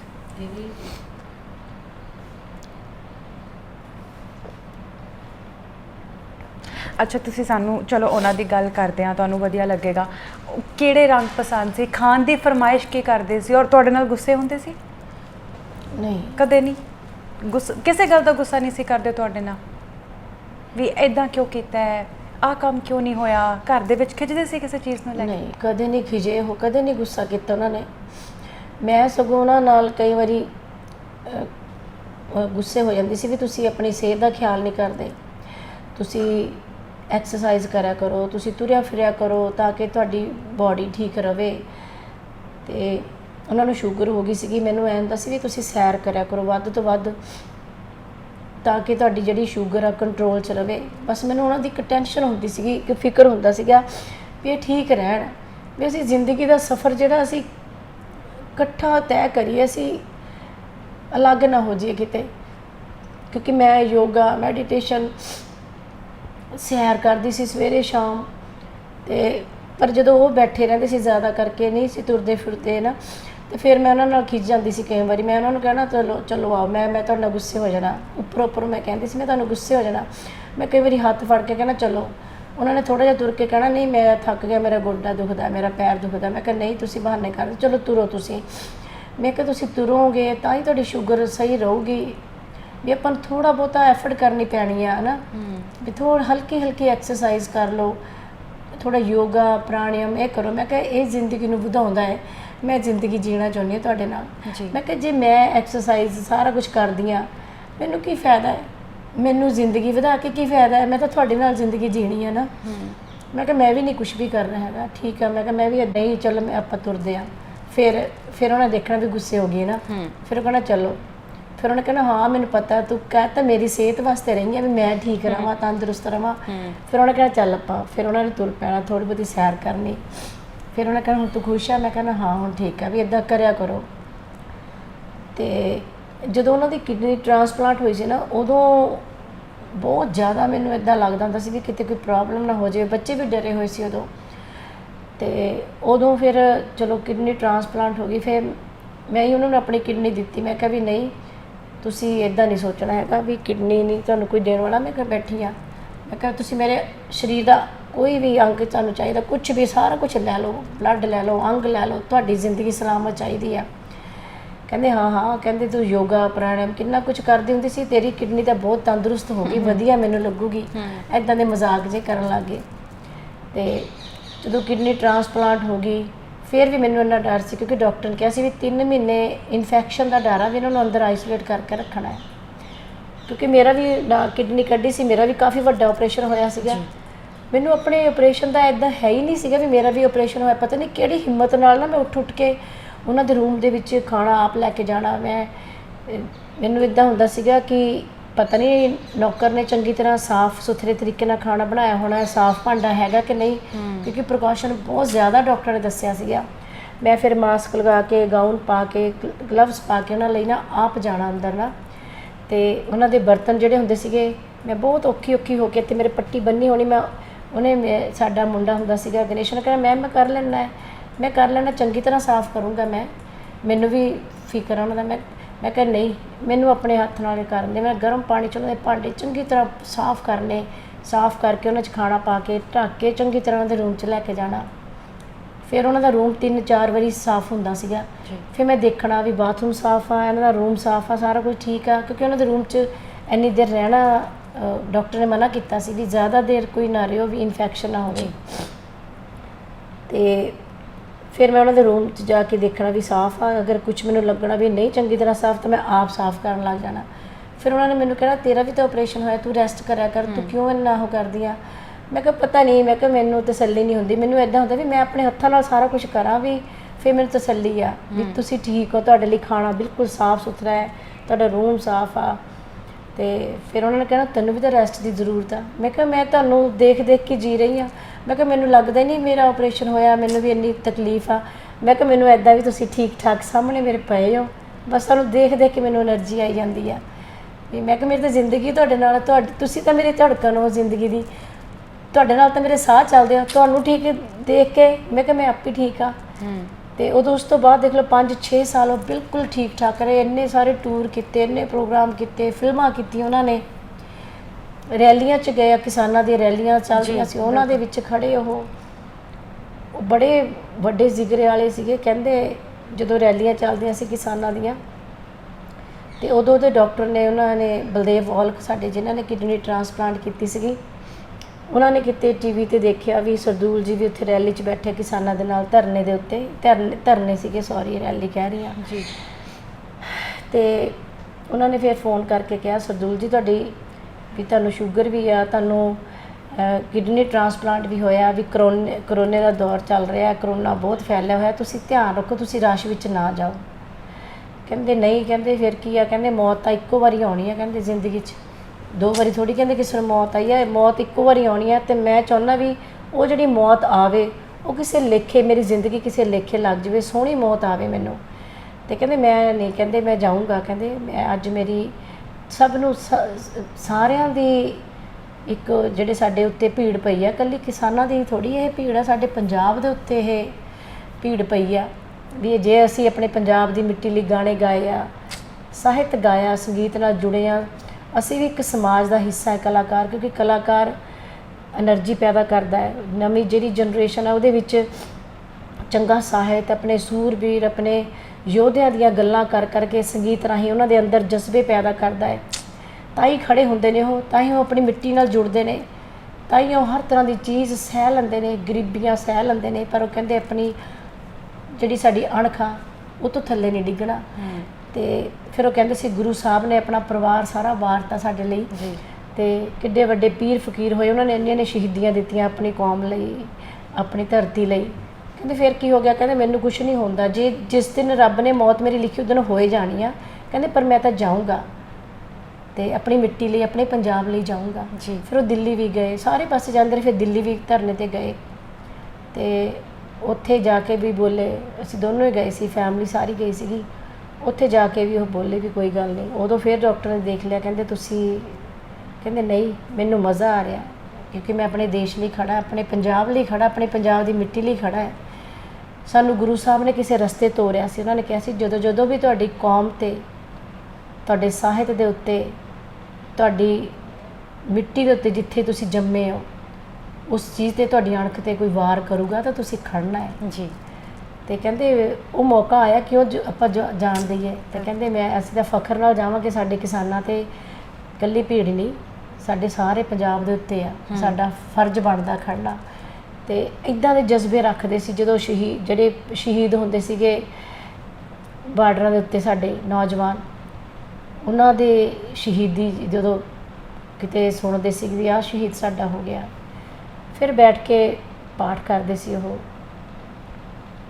ਉਹਨਾਂ ਵਾਸਤੇ ਦੁਆ ਅਰਦਾਸ ਕਰਦੇ ਸੀ ਕਿ ਸੱਚੇ ਪਾਤਸ਼ਾਹ ਇਹ ਸ਼ਹੀਦ ਹੋਇਆ, ਇਹਦੀ ਰੂਹ ਨੂੰ ਸਕੂਨ ਦੇਈ, ਸ਼ਾਂਤੀ ਦੇਈ, ਸਾਡੇ ਵਾਸਤੇ ਸ਼ਹੀਦ ਹੋਇਆ।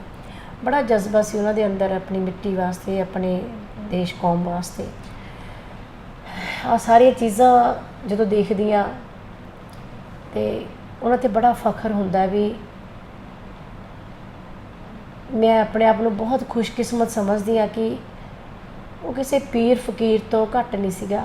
ਉਹ ਇੱਕ ਰੱਬੀ ਰੂਹ, ਇੱਕ ਫਰਿਸ਼ਤਾ ਰੂਪ ਸੀਗਾ ਪਿਆਰ ਦਾ। ਪਤਾ ਨਹੀਂ ਕੀ ਕੀ ਕੁਛ ਸੀਗਾ ਉਹਦੇ ਵਿੱਚ, ਪਿਆਰ ਇੰਨਾ ਸੀਗਾ, ਆਪਣੀ ਮਿੱਟੀ ਲਈ ਜਜ਼ਬਾ ਸੀਗਾ, ਸੰਗੀਤ ਨਾਲ ਭਰਿਆ ਹੋਇਆ ਸੀ, ਰੂਹਾਨੀਅਤ ਨਾਲ ਭਰੇ ਹੋਏ ਸੀਗੇ। ਉਹ ਕਹਿੰਦੇ ਸੀ ਗਰੀਬੀ ਕੱਟ ਲੂੰਗਾ ਮੈਂ, ਪਰ ਆਪਣੀ ਅਣਖ, ਆਪਣੀ ਮਿੱਟੀ ਤੋਂ, ਜਿਹੜੀ ਸਾਡੀ ਮਿੱਟੀ ਆ, ਸਾਡੇ ਕੋਈ ਇਹੋ ਜਿਹੀ ਚੀਜ਼ ਨਹੀਂ ਮੈਂ ਕਦੇ ਗਾਊਂਗਾ ਜਿਹੜੀ ਬੱਚਿਆਂ ਨੂੰ ਕਰਾਏ ਪਾ ਦੇਵੇ। ਅਤੇ ਹਮੇਸ਼ਾ ਬੱਚਿਆਂ ਨੂੰ ਵੀ, ਸਾਰੰਗ ਆਲਾਪ ਨੂੰ ਵੀ ਇਹੀ ਚੀਜ਼ਾਂ ਸਿਖਾਉਂਦੇ ਹੁੰਦੇ ਸੀਗੇ। ਅਤੇ ਮੈਂ ਵੀ ਆਪਣੇ ਪਾਪਾ ਤੋਂ ਆਹੀ ਚੀਜ਼ਾਂ ਸਿੱਖੀਆਂ ਹਮੇਸ਼ਾ। ਮੇਰੇ ਪਾਪਾ ਵੀ ਹਮੇਸ਼ਾ ਅੱਛਾ ਹੀ ਗਾਉਂਦੇ ਹੁੰਦੇ ਸੀਗੇ, ਧਾਰਮਿਕ ਸੂਰਬੀਰਾਂ ਦੀਆਂ ਚੀਜ਼ਾਂ, ਸੂਫੀ ਕਲਾਮ, ਕਿਉਂਕਿ ਮੇਰੀ ਪਰਵਰਿਸ਼ ਇੱਦਾਂ ਹੀ ਹੋਈ ਆ। ਅਤੇ ਵੀ ਕੁਛ ਕਰਕੇ ਜਾਓ ਜ਼ਿੰਦਗੀ 'ਚ, ਜੇ ਤੁਹਾਨੂੰ ਜ਼ਿੰਦਗੀ ਮਿਲੀ ਆ ਤਾਂ ਤੁਹਾਡੀ ਜ਼ਿੰਦਗੀ ਦੇ ਵਿੱਚ ਜਾਣਾ ਤਾਂ ਹੈਗਾ, ਚੱਲੇ ਤਾਂ ਜਾਣਾ ਇੱਕ ਦਿਨ। ਪਤਾ ਨਹੀਂ ਕਿੰਨੇ ਕੁ ਸਾਹ ਨੇ ਸਾਡੀ ਜ਼ਿੰਦਗੀ ਦੇ, ਉਹ ਜਿਹੜੇ ਸਾਹ ਨੇ ਉਹ ਕਿਸੇ ਚੰਗੇ ਕੰਮ ਲਈ, ਸੱਚਾਈ ਦੇ ਰਾਹ 'ਤੇ ਲਾ ਜਾਓ। ਅਸੀਂ ਦੋਨੋਂ ਜਣੇ ਜਦੋਂ ਵੀ ਕਦੇ ਪਾਠ ਕਰਨਾ ਜਾਂ ਦੁਆ ਕਰਨੀ, ਸਾਡੇ ਘਰ 'ਚ ਦੁਆ ਹੁੰਦੀ ਸੀ, ਕੁਰਾਨ ਸ਼ਰੀਫ ਪੜ੍ਹ ਕੇ ਨਮਾਜ਼ ਪੜ੍ਹਨ ਤੋਂ ਬਾਅਦ ਜੋ ਦੁਆ ਕਰਦੇ ਸੀ, ਅਰਦਾਸ ਕਰਦੇ ਸੀਗੇ ਬਾਬਾ ਜੀ ਦੀ ਬਾਣੀ ਪੜ੍ਹਨ ਤੋਂ ਬਾਅਦ, ਅਸੀਂ ਦੋਨੋਂ ਜਣੇ ਨਾ ਸੇਮ ਇੱਕੋ ਹੀ ਦੁਆ ਕਰਦੇ ਹੁੰਦੇ ਸੀ, ਹੇ ਸੱਚੇ ਪਾਤਸ਼ਾਹ, ਹੇ ਪਰਵਰਦੀਗਾਰ, ਸਾਨੂੰ ਕਦੇ ਕੁਰਾਹੇ ਨਾ ਪਾਈ, ਸਾਨੂੰ ਗੁੰਮਰਾਹ ਹੋਣ ਤੋਂ ਬਚਾਈ, ਸਾਨੂੰ ਸਹੀ ਮਾਰਗ ਦਿਖਾਈ ਹਮੇਸ਼ਾ, ਔਰ ਸਾਨੂੰ ਆਪਣੇ ਈਮਾਨ 'ਚ ਰੱਖੀ। ਅਸੀਂ ਆਪਣੀ ਅਣਖ ਲਈ, ਆਪਣੇ ਈਮਾਨ ਲਈ ਹਮੇਸ਼ਾ ਕੁਰਬਾਨ ਹੋ ਜਾਈਏ। ਅਸੀਂ ਕਦੇ ਵੀ ਗੁੰਮਰਾਹ ਨਾ ਹੋਈਏ, ਸਾਨੂੰ ਕਦੇ ਕੋਈ ਬੰਦਾ ਗੁੰਮਰਾਹ ਨਾ ਕਰ ਪਾਵੇ। ਬਸ ਸਾਡੀ ਦੋਨਾਂ ਦੀ ਸੇਮ ਦੁਆ ਹੁੰਦੀ ਸੀ। ਅਸੀਂ ਕਦੇ ਕੁਛ ਹੋਰ ਨਹੀਂ ਸੀ ਮੰਗਦੇ, ਸਾਨੂੰ ਪੈਸਾ ਦੇ ਦੇ, ਰੁਤਬਾ ਦੇ ਦੇ, ਨਹੀਂ। ਕਿਉਂਕਿ ਜਦੋਂ ਤੁਸੀਂ ਆਪਣੇ ਅਣਖ ਲਈ ਲੜਦੇ ਹੋ, ਆਪਣੀ ਮਿੱਟੀ ਲਈ ਲੜਦੇ ਹੋ, ਅਤੇ ਉਹ ਜਿਹੜਾ ਰੁਤਬਾ ਫਿਰ ਤੁਹਾਨੂੰ ਦੁਨੀਆ ਜਾਂ ਪਰਮਾਤਮਾ ਦਿੰਦਾ ਹੈ। ਤੁਹਾਡੀ ਮੌਤ ਜਦੋਂ ਸੋਹਣੀ ਮੌਤ ਹੁੰਦੀ ਹੈ, ਜਿਵੇਂ ਸਰਦੂਲ ਜੀ ਦੇ ਜਾਣ ਤੋਂ ਬਾਅਦ ਕਿੰਨਾ ਦੁਨੀਆ ਨੇ ਪਿਆਰ ਕੀਤਾ, ਕਿੰਨੀਆਂ ਅਰਦਾਸਾਂ ਕੀਤੀਆਂ। ਬਿਲਕੁਲ, ਇਹ ਹੈ ਰੁਤਬਾ ਅਸਲੀ। ਇਹ ਨਹੀਂ ਵੀ ਤੁਸੀਂ ਕਿਸੇ ਕੁਰਸੀ 'ਤੇ ਬਹਿ ਗਏ ਜਾਂ ਤੁਹਾਨੂੰ ਕੋਈ ਅਹੁਦਾ ਮਿਲ ਗਿਆ, ਇਹ ਰੁਤਬਾ ਨਹੀਂ। ਮੈਂ ਇਹਨਾਂ ਚੀਜ਼ਾਂ ਨੂੰ ਤਾਂ ਕੁਛ ਨਹੀਂ ਸਮਝਦੀ, ਨਾ ਸਰਦੂਲ ਜੀ ਸਮਝਦੇ ਸੀ, ਨਾ ਮੈਂ ਇਹਨਾਂ ਚੀਜ਼ਾਂ ਨੂੰ ਕੁਛ ਸਮਝਦੀ ਹਾਂ। ਬਹੁਤ ਛੋਟੀਆਂ ਚੀਜ਼ਾਂ ਨੇ ਇਹ, ਬਹੁਤ ਛੋਟੀਆਂ। ਸਾਡੇ ਲਈ ਸਭ ਤੋਂ ਵੱਡਾ ਰੁਤਬਾ ਇਹੀ ਹੈ ਕਿ ਜਦੋਂ ਤੁਹਾਨੂੰ ਕੋਈ ਪ੍ਰੇਮ ਕਰਦਾ, ਤੁਹਾਨੂੰ ਸੱਚੇ ਦਿਲੋਂ ਮੁਹੱਬਤ ਕਰਦਾ, ਤੁਹਾਡੇ ਲਈ ਦੁਆ ਕਰਦਾ, ਉਹ ਹੈ ਸਭ ਤੋਂ ਉੱਚਾ ਅਤੇ ਸੁੱਚਾ ਰੁਤਬਾ, ਉਹ ਹੈ ਜੀ। ਸੋ ਇਸੇ ਲਈ ਮੈਂ ਇਹ ਗੱਲ ਕੀਤੀ ਕਿ ਆਮ ਸ਼ੋਰ ਉਹਨਾਂ ਨੇ ਕਦੀ ਤੁਹਾਨੂੰ ਰੋਣ ਨਹੀਂ ਦਿੱਤਾ ਹੋਏਗਾ, ਔਰ ਜੇ ਕਦੀ ਤੁਹਾਡੀ ਅੱਖਾਂ ਦੇ ਵਿੱਚ ਹੰਝੂ ਆਏ ਹੋਣਗੇ ਤੇ ਉਹਨਾਂ ਦੀ ਕੋਸ਼ਿਸ਼ ਹਮੇਸ਼ਾ ਤੁਹਾਡੇ ਚਿਹਰੇ 'ਤੇ ਮੁਸਕਾਨ ਲਿਆਂਦੀ ਹੋਈ ਹੋਏਗੀ। ਇਸ ਕਰਕੇ ਤੁਸੀਂ ਉਹ ਬਹੁਤ ਇੱਦਾਂ ਸੀਗੇ, ਜੋਕ ਬਹੁਤ ਸੁਣਾਉਂਦੇ ਹੁੰਦੇ ਸੀਗੇ। ਉਹਨੂੰ ਤਾਂ ਸਾਰੇ ਪਾਸੇ ਇੱਦਾਂ ਮਸ਼ਹੂਰ ਹੁੰਦੇ ਸੀਗੇ। ਸਾਰੇ ਆਰਟਿਸਟ ਨਾ ਜਦੋਂ ਥੱਕ ਜਾਂਦੇ ਸੀ ਆਪਣੇ ਕੰਮ ਕਾਰ 'ਚੋਂ, ਦਿਨ ਰਾਤ ਜਾਗ ਕੇ ਬੇਰਾਮੀ 'ਚੋਂ ਥੱਕ ਜਾਂਦੇ ਸੀ, ਫਿਰ ਕਹਿੰਦੇ ਸੀ ਚਲੋ ਸਰਦੂਲ ਭਾਜੀ ਕੋਲ ਚੱਲਦੇ ਹਾਂ, ਉਹ ਹਸਾਉਣਗੇ, ਫਿਰ ਆਪਾਂ ਐਨਰਜੀ ਲੈ ਕੇ ਆਉਂਦੇ ਹਾਂ। ਸਰਦੂਲ ਜੀ ਇੰਨਾ ਹਸਾਉਂਦੇ ਹੁੰਦੇ ਸੀਗੇ, ਜੋਕ ਤੇ ਜੋਕ, ਪਤਾ ਨਹੀਂ ਕਿੱਥੋਂ ਉਹਨਾਂ ਨੂੰ ਇੰਨੇ ਜੋਕ ਆਉਂਦੇ ਹੁੰਦੇ ਸੀਗੇ। ਉਹਨਾਂ ਨੇ ਹਸਾਈ ਜਾਣਾ, ਕੋਈ ਨਾ ਹਰ ਗੱਲ 'ਤੇ ਉਹਨਾਂ ਨੇ ਕੋਈ ਨਾ ਕੋਈ ਜੋਕ ਕਰ ਦੇਣਾ। ਅਤੇ ਮੈਨੂੰ ਵੀ ਕਦੇ ਨਹੀਂ ਸੀ ਉਦਾਸ, ਜੇ ਕਿਤੇ ਮੈਂ ਕਿਸੇ ਗੱਲ ਤੋਂ ਉਦਾਸ ਹੋ ਜਾਣਾ, ਜਾਂ ਜ਼ਿੰਦਗੀ 'ਚ ਕਈ ਚੀਜ਼ਾਂ ਹੁੰਦੀਆਂ ਤੁਹਾਡੇ ਨਾਲ ਆਸੇ ਪਾਸੇ ਤੋਂ ਜੁੜੀਆਂ ਹੁੰਦੀਆਂ, ਕਦੇ ਬੰਦਾ ਉਦਾਸ ਵੀ ਹੁੰਦਾ, ਫਿਰ ਉਹਨੇ ਮੈਨੂੰ ਹਸਾ ਦੇਣਾ। ਅਤੇ ਬਹੁਤ ਜ਼ਿਆਦਾ ਉਹਨਾਂ ਦੀ ਜ਼ਿੰਦਗੀ ਇੱਦਾਂ ਖੁਸ਼ੀਆਂ ਨਾਲ ਭਰੀ ਹੁੰਦੀ ਸੀ ਨਾ, ਉਸ ਖੁਸ਼ੀਆਂ ਵੰਡੀ ਜਾਂਦੇ ਸੀ ਸਾਰਿਆਂ ਨੂੰ, ਬਹੁਤ ਹੈਪੀ ਰਹਿੰਦੇ ਸੀਗੇ, ਬਹੁਤ ਖੁਸ਼ ਰਹਿੰਦੇ ਸੀਗੇ, ਔਰ ਪਿਆਰ ਦੀ ਮੂਰਤ ਸੀਗੇ। ਪਿਆਰ ਇੰਨਾ ਕਰਦੇ ਸੀ ਸਭ ਨੂੰ ਕਲਾਵੇ 'ਚ ਲੈ ਕੇ, ਹਰੇਕ ਨੂੰ ਉਹਨਾਂ ਨੇ ਆਈ ਬਸ ਹਰੇਕ ਨੂੰ ਇੱਦਾਂ ਹੀ ਕਰਨਾ, ਅਤੇ ਹਸਾ ਕੇ ਹੋਰ ਸਾਰਿਆਂ ਨੂੰ ਲੋਟ ਪੋਟ ਕਰ ਦਿੰਦੇ ਸੀਗੇ। ਅਤੇ ਉਹੀ ਚੀਜ਼ਾਂ ਨੇ ਵੀ ਜਿੰਨਾ ਉਹਨਾਂ ਨੇ ਜ਼ਿੰਦਗੀ 'ਚ ਹਸਾਇਆ, ਉਨਾ ਹੀ ਉਦਾਸ ਕਰਦੇ ਹੁਣ। ਨਹੀਂ ਮੈਮ, ਉਹ ਸਾਰਿਆਂ ਨੂੰ ਹਾਸੇ ਦੇ ਕੇ ਹੀ ਗਏ ਆ। ਅੱਜ ਵੀ ਤੁਸੀਂ ਯਾਦ ਕਰਦੇ ਹੋ ਤੇ ਮੁਸਕਾਨ ਚਿਹਰੇ 'ਤੇ ਆਉਂਦੀ ਹੈ ਨਾ। ਸਾਰੀ ਦੁਨੀਆ ਜਿੰਨੀ ਮਰਜ਼ੀ ਤਾਰੀਫ ਕਰ ਲਵੇ, ਲੇਕਿਨ ਜਦੋਂ ਸਾਡਾ ਹਮਸਫਰ ਸਾਡੀ ਤਾਰੀਫ ਕਰਦਾ ਹੈ, ਅਮਰ ਨੂਰੀ ਜੀ ਦਾ ਨਾਮ ਜਦੋਂ ਵੀ ਆਉਂਦਾ ਹੈ, ਤੇ ਉਹਨਾਂ ਦੀ ਗਾਇਕੀ, ਉਹਨਾਂ ਦਾ ਸ਼ਿੰਗਾਰ, ਉਹਨਾਂ ਦਾ ਪਹਿਰਾਵਾ ਹਮੇਸ਼ਾ ਯਾਦ ਰੱਖਿਆ ਜਾਏਗਾ, ਅੱਗੇ ਵੀ, ਔਰ ਯਾਦ ਰੱਖਿਆ ਗਿਆ ਹੈ। ਸੋ ਸਰਦੂਲ ਜੀ ਕਿਸ ਤਰ੍ਹਾਂ ਤਾਰੀਫ ਕਰਦੇ ਸੀ ਮੈਮ ਤੁਹਾਡੀ? ਉਹ ਹਮੇਸ਼ਾ ਗਾਣਾ ਗਾਉਣ ਲੱਗ ਜਾਂਦੇ ਸੀ, ਕੋਈ ਨਾ ਜੀ। ਜਦੋਂ ਮੈਂ ਤਿਆਰ ਹੋਣਾ, ਮੈਂ ਉਹਨਾਂ ਲਈ ਤਿਆਰ ਹੁੰਦੀ ਹੁੰਦੀ ਸੀ, ਅਤੇ ਉਹਨਾਂ ਨੇ ਕੋਈ ਨਾ ਕੋਈ ਗਾਣਾ ਗੁਣਗੁਣਾਉਣ ਲੱਗ ਜਾਣਾ, ਗਾਣਾ ਗਾਈ ਜਾਣਾ, ਫਿਰ ਮੁਸਕਰਾ ਕੇ ਦੇਖਣਾ ਨਾ। ਫਿਰ ਜਦੋਂ ਮੈਂ ਕਦੇ ਉਹਨਾਂ ਨੂੰ ਤਿਆਰ ਹੋ ਕੇ ਪੁੱਛਣਾ ਮੈਂ ਕਿਵੇਂ ਲੱਗਦੀ ਹਾਂ, ਉਹਨਾਂ ਨੇ ਕਹਿਣਾ ਤੂੰ ਜਦੋਂ ਤਿਆਰ ਨਹੀਂ ਹੋਈ ਸੀ ਉਦੋਂ ਵੀ ਤੂੰ ਬਹੁਤ ਸੋਹਣੀ ਲੱਗਦੀ ਸੀ, ਹੁਣ ਵੀ ਸੋਹਣੀ ਲੱਗਦੀ ਆ, ਅਤੇ ਕਹਿੰਦੇ ਮੈਨੂੰ ਤੂੰ ਹਰ ਰੂਪ 'ਚ ਸੋਹਣੀ ਲੱਗਦੀ ਆ। ਅਤੇ ਮੈਂ ਕਿਹਾ ਤੁਸੀਂ ਕਦੇ ਤਾਰੀਫ ਨਹੀਂ ਇੱਦਾਂ ਕਰਦੇ ਹੈਗੇ। ਕਹਿੰਦੇ ਜਿਹਦੀ ਰੂਹ ਸੋਹਣੀ ਆ ਨਾ, ਉਹਨੂੰ ਤਾਂ ਕਿਸੇ ਸ਼ਿੰਗਾਰ ਦੀ ਲੋੜ ਹੀ ਨਹੀਂ ਹੈਗੀ, ਤੇਰੀ ਤਾਂ ਰੂਹ ਇੰਨੀ ਸੋਹਣੀ ਆ ਅਤੇ ਤੂੰ ਹੈ ਹੀ ਸੋਹਣੀ ਆ, ਕਹਿੰਦੇ ਜੀ। ਮੈਂ ਕਿਹਾ ਹਾਂ, ਮੈਂ ਵੀ ਇਹੀ ਜ਼ਿੰਦਗੀ ਚੀਜ਼ ਦੇਖੀ ਆ। ਫਿਰ ਮੈਨੂੰ ਕਹਿੰਦੇ ਤੂੰ ਮੇਰੇ 'ਚ ਕੀ ਦੇਖਿਆ ਹੈ? ਮੈਂ ਕਿਹਾ ਮੈਂ ਤੁਹਾਡੇ 'ਚ ਰੂਹ ਦੇਖੀ ਆ। ਮੈਂ ਕਿਹਾ ਤੁਹਾਡੇ ਜਿੰਨਾ ਸੋਹਣਾ ਬੰਦਾ ਅੱਜ ਤੱਕ ਮੈਨੂੰ ਦੁਨੀਆ 'ਚ ਲੱਗਿਆ ਹੀ ਨਹੀਂ ਕੋਈ, ਇੰਨਾ ਸੋਹਣਾ। ਮੈਂ ਕਿਹਾ ਤੁਹਾਡੇ ਚਿਹਰੇ 'ਤੇ ਮੈਂ ਕਿਹਾ ਜਦੋਂ ਮੈਂ ਦੇਖਦੀ ਹਾਂ ਤਾਂ ਨਜ਼ਰ ਹਟਦੀ ਨਹੀਂ ਹੈਗੀ, ਹੋਰ ਪਾਸੇ ਕਿਤੇ ਜਾਂਦਾ ਨਹੀਂ, ਨਾ ਧਿਆਨ ਜਾਂਦਾ, ਨਾ ਨਜ਼ਰ ਜਾਂਦੀ ਆ। ਤੁਹਾਡੇ ਜਿੰਨਾ ਸੋਹਣਾ ਪਿਆਰਾ ਬੰਦਾ ਮੈਂ ਕਿਹਾ ਮੈਂ ਅੱਜ ਤੱਕ ਦੁਨੀਆ 'ਚ ਦੇਖਿਆ ਨਹੀਂ, ਨਾ ਮੈਨੂੰ ਕਦੇ ਦਿਖੂਗਾ। ਅਤੇ ਕਹਿੰਦੇ ਅੱਛਾ। ਫਿਰ ਉਹਨਾਂ ਨੇ ਨਾ ਇੱਕ ਮੁਸਕਰਾਹਟ ਜੀ ਨਾ ਕਰਨੀ ਉਹਨਾਂ ਨੇ, ਅਤੇ ਜੋਕ ਜਿਹਾ ਕਰ ਦੇਣਾ। ਅਤੇ ਫਿਰ ਮੈਂ ਕਹਿਣਾ ਨਹੀਂ, ਤੁਹਾਡੀ ਰੂਹ ਇੰਨੀ ਸੋਹਣੀ ਆ ਨਾ, ਰੂਹ ਹੀ ਜਿਹੜੀ ਹੁੰਦੀ ਆ ਨਾ ਉਹੀ ਖੂਬਸੂਰਤ ਹੁੰਦੀ ਆ। ਬਾਕੀ ਮੈਂ ਕਿਹਾ ਤੁਸੀਂ ਤਾਂ ਹੈਗੇ ਵੀ ਸੋਹਣੇ ਹੋ, ਤੇ ਕਹਿੰਦੇ ਮੇਰੇ ਰੰਗ ਦਾ ਇਦਾਂ। ਮੈਂ ਕਿਹਾ ਮੈਨੂੰ ਰੰਗ ਹੀ ਪਸੰਦ ਆ ਇਹ। ਮੈਂ ਕਿਹਾ ਤੁਹਾਡਾ ਚਾਕਲੇਟ ਹੀ ਰੰਗ ਆ ਜੀ। ਮੈਂ ਕਿਹਾ ਮੈਨੂੰ ਚਾਕਲੇਟ ਬਹੁਤ ਪਸੰਦ ਆ। ਮੈਂ ਉਹਨਾਂ ਨੂੰ ਇਦਾਂ ਹੱਸਣਾ ਫਿਰ। ਤੇ ਮੈਂ ਕਿਹਾ ਮੈਨੂੰ ਤਾਂ ਤੁਹਾਡੇ ਜਿੰਨਾ ਸੋਹਣਾ ਬੰਦਾ ਹੀ ਨਹੀਂ ਕੋਈ ਲੱਗਿਆ ਦੁਨੀਆ 'ਚ। ਫਿਰ ਉਹਨਾਂ ਨੇ ਕਹਿਣਾ ਨਹੀਂ, ਕਹਿੰਦੇ ਮੈਂ ਮਜ਼ਾਕ ਕਰ ਰਹੀ ਸੀ। ਕਹਿੰਦੇ ਮੈਨੂੰ ਪਤਾ ਹੈ ਜਦੋਂ ਬੰਦਾ ਕਿਸੇ ਨੂੰ ਪਿਆਰ ਕਰਦਾ ਤਾਂ ਉਹਨੂੰ ਉਹ ਤੋਂ ਉੱਪਰ ਕੋਈ ਚੰਗਾ ਲੱਗਦਾ ਨਹੀਂ ਦੁਨੀਆ 'ਚ, ਸੋਹਣਾ ਲੱਗਦਾ ਹੀ ਨਹੀਂ ਹੈਗਾ ਜੀ। ਤੇ ਫਿਰ ਉਹਨਾਂ ਨੇ ਹੱਸ ਪੈਣਾ। ਫਿਰ ਉਹਨਾਂ ਨੇ ਬੁੱਕਲ 'ਚ ਲੈ ਲੈਣਾ, ਕਹਿਣਾ ਵੀ ਹਾਂ, ਕਹਿੰਦੇ ਇੱਦਾਂ ਨਹੀਂ ਲੱਗਦਾ ਜਿਵੇਂ ਦੋ ਟੋਟੇ ਕਰਦੇ ਹੁੰਦੇ ਆ ਆਪਣੇ ਨਾ, ਇੱਕ ਚੀਜ਼ ਦੇ ਦੋ ਟੋਟੇ ਕਰਕੇ ਇੱਕ ਤੈਨੂੰ ਬਣਾਤਾ ਇੱਕ ਮੈਨੂੰ ਬਣਾਤਾ ਜੀ। ਮੈਂ ਕਿਹਾ ਹਾਂਜੀ ਇੱਦਾਂ ਹੀ ਲੱਗਦਾ। ਤੇ ਇੱਦਾਂ ਦੀਆਂ ਗੱਲਾਂ ਕਰਨੀਆਂ ਬੈਠ ਕੇ। ਸਾਡੀਆਂ ਜ਼ਿਆਦਾ ਕਰਕੇ ਗੱਲਾਂ ਅਧਿਆਤਮਕ ਹੁੰਦੀਆਂ ਸੀਗੀਆਂ। ਅਸੀਂ ਜਦੋਂ ਇਕੱਲੇ ਬੈਠੇ ਹੁੰਦੇ ਸੀ, ਅਸੀਂ ਕਿੰਨੇ ਕਿੰਨੇ ਘੰਟੇ ਬੈਠੇ ਨੇ। ਅਸੀਂ ਕਦੇ ਵਾਰਿਸ ਸ਼ਾਹ ਦੀ ਹੀਰ ਦੀਆਂ ਗੱਲਾਂ ਕਰਨੀਆਂ ਤੇ ਕਦੇ ਅਸੀਂ ਬਾਣੀ ਦੀਆਂ ਗੱਲਾਂ ਕਰਨੀਆਂ, ਬਾਬਾ ਜੀ ਦੀ ਬਾਣੀ ਦਾ ਉਹਨਾਂ ਨੇ ਅਰਥ ਕਰਨੇ, ਇੰਨੇ ਸੋਹਣੇ ਸੋਹਣੇ ਅਰਥ ਕਰਨੇ ਵੀ ਆਹ ਬਾਣੀ ਦਾ ਆਹ ਅਰਥ ਆ, ਦੇਖੋ ਕਿੱਦਾਂ ਨਾ ਦੁਨੀਆ ਉਹਨਾਂ ਨੇ ਬਹੁਤ ਰੂਹਾਨੀਅਤ ਵਿੱਚ ਲੈ ਜਾਣਾ। ਫਿਰ ਕਿੰਨੀਆਂ ਸਾਰੀਆਂ ਗੱਲਾਂ ਕਰਨੀਆਂ, ਪੀਰਾਂ ਫਕੀਰਾਂ ਦੀਆਂ, ਪੈਗੰਬਰਾਂ ਦੀਆਂ ਗੱਲਾਂ ਕਰਨੀਆਂ। ਫਿਰ ਆਪਾਂ ਗੱਲਾਂ ਕਰਕੇ ਦੋਨਾਂ ਨੇ ਗੱਲਾਂ ਕਰਦੇ ਕਰਦੇ ਰੋ ਪੈਣਾ। ਫਿਰ ਕਈ ਵਾਰੀ ਕੋਈ ਰਾਗ ਛੇਲਣਾ, ਉਹਨੇ ਕਿਹਾ ਮੈਂ ਕਿਹਾ ਚਲੋ ਆਹ ਰਾਗ ਸੁਣਾਓ, ਆਹ ਗਾਣਾ ਸੁਣਾਓ। ਇੱਕ ਉਹ ਗਾਣਾ ਮੈਨੂੰ ਉਹਨਾਂ ਦਾ ਬਹੁਤ ਪਸੰਦ ਸੀ। ਗਾਣੇ ਸਾਰੇ ਪਸੰਦ ਨੇ ਪਰ ਮੈਂ ਹਮੇਸ਼ਾ ਹਰ ਮਹਿਫਿਲ ਦੇ ਵਿੱਚ ਮੈਂ ਸੁਣਦੀ ਹੁੰਦੀ ਸੀਗੀ, ਸਾਡੇ ਵੱਲ ਮੁਖੜਾ ਮੋੜ ਵੇ ਪਿਆਰਿਆ।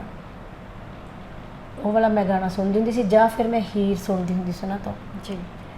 ਤੇ ਬਸ ਅਸੀਂ ਜਦੋਂ ਇਕੱਲੇ ਬੈਠੇ ਹੁੰਦੇ ਸੀ, ਉਹਨਾਂ ਨੇ ਕੋਈ ਨਾ ਕੋਈ ਐਸਾ ਰਾਗ ਛੇੜਨਾ ਤੇ ਮੈਂ ਰੋ ਪੈਣਾ ਸੁਣ ਕੇ। ਕਿਉਂਕਿ ਉਹ ਰੋਣਾ ਜਿਹੜਾ ਹੁੰਦਾ ਸੀ ਨਾ, ਉਹ ਬੜਾ ਖੁਸ਼ੀ ਵਾਲਾ, ਇੱਕ ਜਿਵੇਂ ਤੁਸੀਂ ਧਿਆਨ ਕਰਦੇ ਹੋ, ਪ੍ਰੇਮ 'ਚ ਚਲੇ ਜਾਂਦੇ ਹੋ, ਇੱਕ ਆਨੰਦ ਵਾਲਾ ਰੋਣਾ ਸੀਗਾ ਉਹ ਜੀ। ਆਨੰਦ ਵਿੱਚ ਹੰਝੂ ਗਿਰਦੇ ਆ ਨਾ, ਇੱਕ ਤੁਹਾਡੇ ਪ੍ਰੇਮ ਦਾ ਰਸ ਜਿਵੇਂ ਪੈਂਦਾ, ਉਹ ਇੱਦਾਂ ਦੇ ਹੰਝੂ ਹੁੰਦੇ ਸੀਗੇ।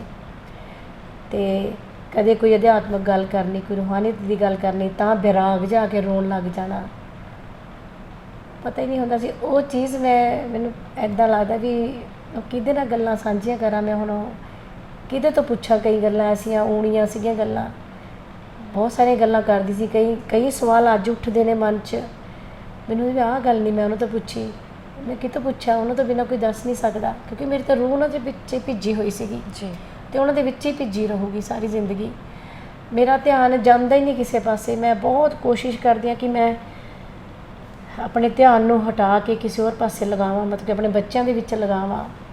ਜਿਵੇਂ ਹੁਣ ਸਾਰੇ ਸਿੰਗਰਸ ਆਉਂਦੇ ਹੁੰਦੇ ਸੀਗੇ, ਗੁਰਲੇਜ਼ ਅਖਤਰ ਕੁੜੀ ਆਪਣੀ ਬੜੀ ਸੁਰੀਲੀ ਆ, ਉਹ ਬਹੁਤ ਆ ਕੇ ਉਹਨੇ ਮੈਨੂੰ ਦੇਖਣਾ, ਭਾਬੀ ਜੀ ਤੁਸੀਂ ਠੀਕ ਹੋ ਜਾਓ, ਭਾਬੀ ਜੀ ਇੱਦਾਂ ਕਰੋ। ਉਹਨੇ ਮੈਨੂੰ ਬੜਾ ਮਤਲਬ ਕਿ ਆ ਕੇ ਹੌਸਲਾ ਦੇਣਾ ਤੇ ਮੈਨੂੰ ਇੱਦਾਂ ਲੱਗਣਾ ਵੀ ਨਹੀਂ ਸਾਰਾ ਕੁਝ ਖਤਮ ਹੋ ਗਿਆ। ਉਹਨੇ ਕਹਿੰਦੇ ਵੀ ਨਹੀਂ ਕੋਈ ਗੱਲ ਨਹੀਂ। ਫਿਰ ਹੋਰ ਆਰਟਿਸਟਾਂ ਨੇ ਆਉਣਾ, ਜੱਸੀ ਆਪਣਾ ਜਸਵੀਰ ਜੱਸੀ ਆ, ਬੱਬੂ ਹੋਣੀ ਆ, ਹੋਰ ਸਾਰੇ ਆਪਣੇ ਖਾਨ ਸਾਹਿਬ ਮੁੰਡਾ ਪੜਾ, ਹਾਂਜੀ, ਸਾਰੇ ਜਿੰਨੇ ਵੀ ਆਰਟਿਸਟ ਜਦੋਂ ਆਉਂਦੇ ਹੁੰਦੇ ਸੀਗੇ ਉਹਨਾਂ ਨੇ ਆ ਕੇ ਦੇਖਣਾ। ਉਹਨਾਂ ਨੇ ਕਹਿਣਾ ਵੀ ਨਹੀਂ ਤੁਹਾਨੂੰ ਕਿਸੇ ਕੰਮ ਲਾ ਦੇਣਾ। ਫਿਰ ਉਹਨਾਂ ਨੇ ਸਾਰਿਆਂ ਨੇ ਸਲਾਹ ਕਰਕੇ ਕਹਿੰਦੇ ਤੁਸੀਂ ਪ੍ਰਧਾਨ ਬਣਾਓ ਇਹਨਾਂ ਨੂੰ।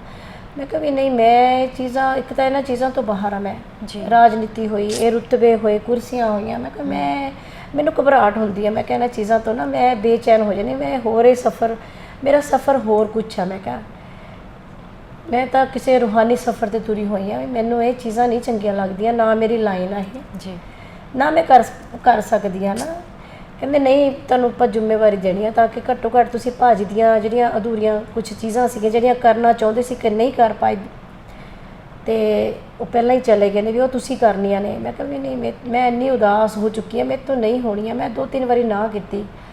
ਪਰ ਫਿਰ ਇਹ ਗੁਰਪੂਰਨਿਮਾ ਵਾਲੇ ਦਿਨ ਅਸੀਂ ਪੂਜਾ ਰੱਖੀ ਹੋਈ ਸੀਗੀ, ਸਰਦੂਲ ਜੀ ਲਈ ਅਰਦਾਸ ਕਰਨੀ ਸੀਗੀ, ਦੁਆ ਕਰਨੀ ਸੀਗੀ ਰੱਬ ਅੱਗੇ। ਤੇ ਉਹਨਾਂ ਦੇ ਸ਼ਾਗਿਰਦ ਵੀ ਆਏ ਸੀਗੇ, ਕਾਫੀ ਸਾਰੇ ਆਰਟਿਸਟ ਕਾਫੀ ਦੇਰ ਤੋਂ ਫੋਨ ਕਰਦੇ ਸੀਗੇ ਵੀ ਅਸੀਂ ਆਉਣਾ ਚਾਹੁੰਦੇ ਹਾਂ। ਫਿਰ ਮੈਂ ਉਹਨਾਂ ਨੂੰ ਕਿਹਾ ਤੁਸੀਂ ਉਸੇ ਦਿਨ ਆ ਜਿਓ। ਫਿਰ ਉਸ ਦਿਨ ਉਹਨਾਂ ਨੇ ਆ ਕੇ ਸਾਰਿਆਂ ਨੇ ਇਹ ਕਿਹਾ ਵੀ ਚਲੋ ਅੱਜ ਆਪਾਂ ਇਹ ਵੀ ਫਾਈਨਲ ਕਰ ਲਈਏ ਵੀ ਕੀ ਕਰਨਾ ਹੈ ਨਾ। ਤੇ ਉਸ ਦਿਨ ਫਿਰ ਉਹਨਾਂ ਨੇ ਆ ਕੇ ਕਿਹਾ, ਮੈਂ ਕਿਹਾ ਵੀ ਨਹੀਂ। ਫਿਰ ਜਿਹੜੇ ਸੀਨੀਅਰ ਸੀਗੇ, ਹਰਦੀਪ ਭਾਜੀ ਸੀ, ਕਾਫੀ ਸਾਰੇ ਕਹਿਣ ਲੱਗੇ ਵੀ ਨਹੀਂ ਤੁਸੀਂ ਇਹ ਕਰੋ। ਪਤਾ ਨਹੀਂ ਉਹ ਮੈਨੂੰ ਬਿਠਾ ਤਾਂ ਗਏ ਨੇ ਇਸ ਕੁਰਸੀ 'ਤੇ, ਪਰ ਮੇਰੀ ਹਿੰਮਤ ਨਹੀਂ ਪੈਂਦੀ ਕੁਛ ਕਰਨ ਦੀ। ਮੈਂ ਉਹਨਾਂ ਨੂੰ ਕਹਿੰਦੀ ਹਾਂ, ਮੈਂ ਕਿਹਾ ਮੇਰੇ ਤੋਂ ਕੁਛ ਹੋ ਨਹੀਂ ਰਿਹਾ। ਕਹਿੰਦੇ ਕੋਈ ਗੱਲ ਨਹੀਂ, ਅਸੀਂ ਸਾਰਾ ਕੁਛ ਆਪੇ ਹੀ ਕਰਦੇ ਰਹਾਂਗੇ, ਬਸ ਅਸੀਂ ਤੁਹਾਨੂੰ ਭਾਜੀ ਦੀ ਕੁਰਸੀ 'ਤੇ ਬਿਠਾਉਣਾ ਸੀ, ਸਰਦੂਲ ਜੀ ਦੀ, ਤੇ ਸਾਨੂੰ ਇੱਦਾਂ ਵੀ ਸਰਦੂਲ ਜੀ ਉਹ ਬੈਠੇ ਆ ਜੀ ਤੇ ਮੈਂ ਕਿਹਾ ਠੀਕ ਹੈ, ਪਰ ਮੇਰੇ ਕੋਲੋਂ ਹਜੇ ਮੈਂ ਬਹੁਤ ਉਦਾਸ ਹਾਂ, ਮੇਰਾ ਹਜੇ ਅੰਦਰ ਦਰਦ ਬਹੁਤ ਹੈ, ਮੈਨੂੰ ਤਾਂ ਕੁਝ ਸਮਝ ਨਹੀਂ ਆ ਰਹੀ ਹੈਗੀ ਵੀ ਮੈਂ ਕੀ ਗੱਲ ਕਰਾਂ ਕੀ ਕਰਾਂ ਨਾ, ਵੀ ਕੁਝ ਨਹੀਂ ਪਤਾ ਲੱਗ ਰਿਹਾ ਹੈਗਾ।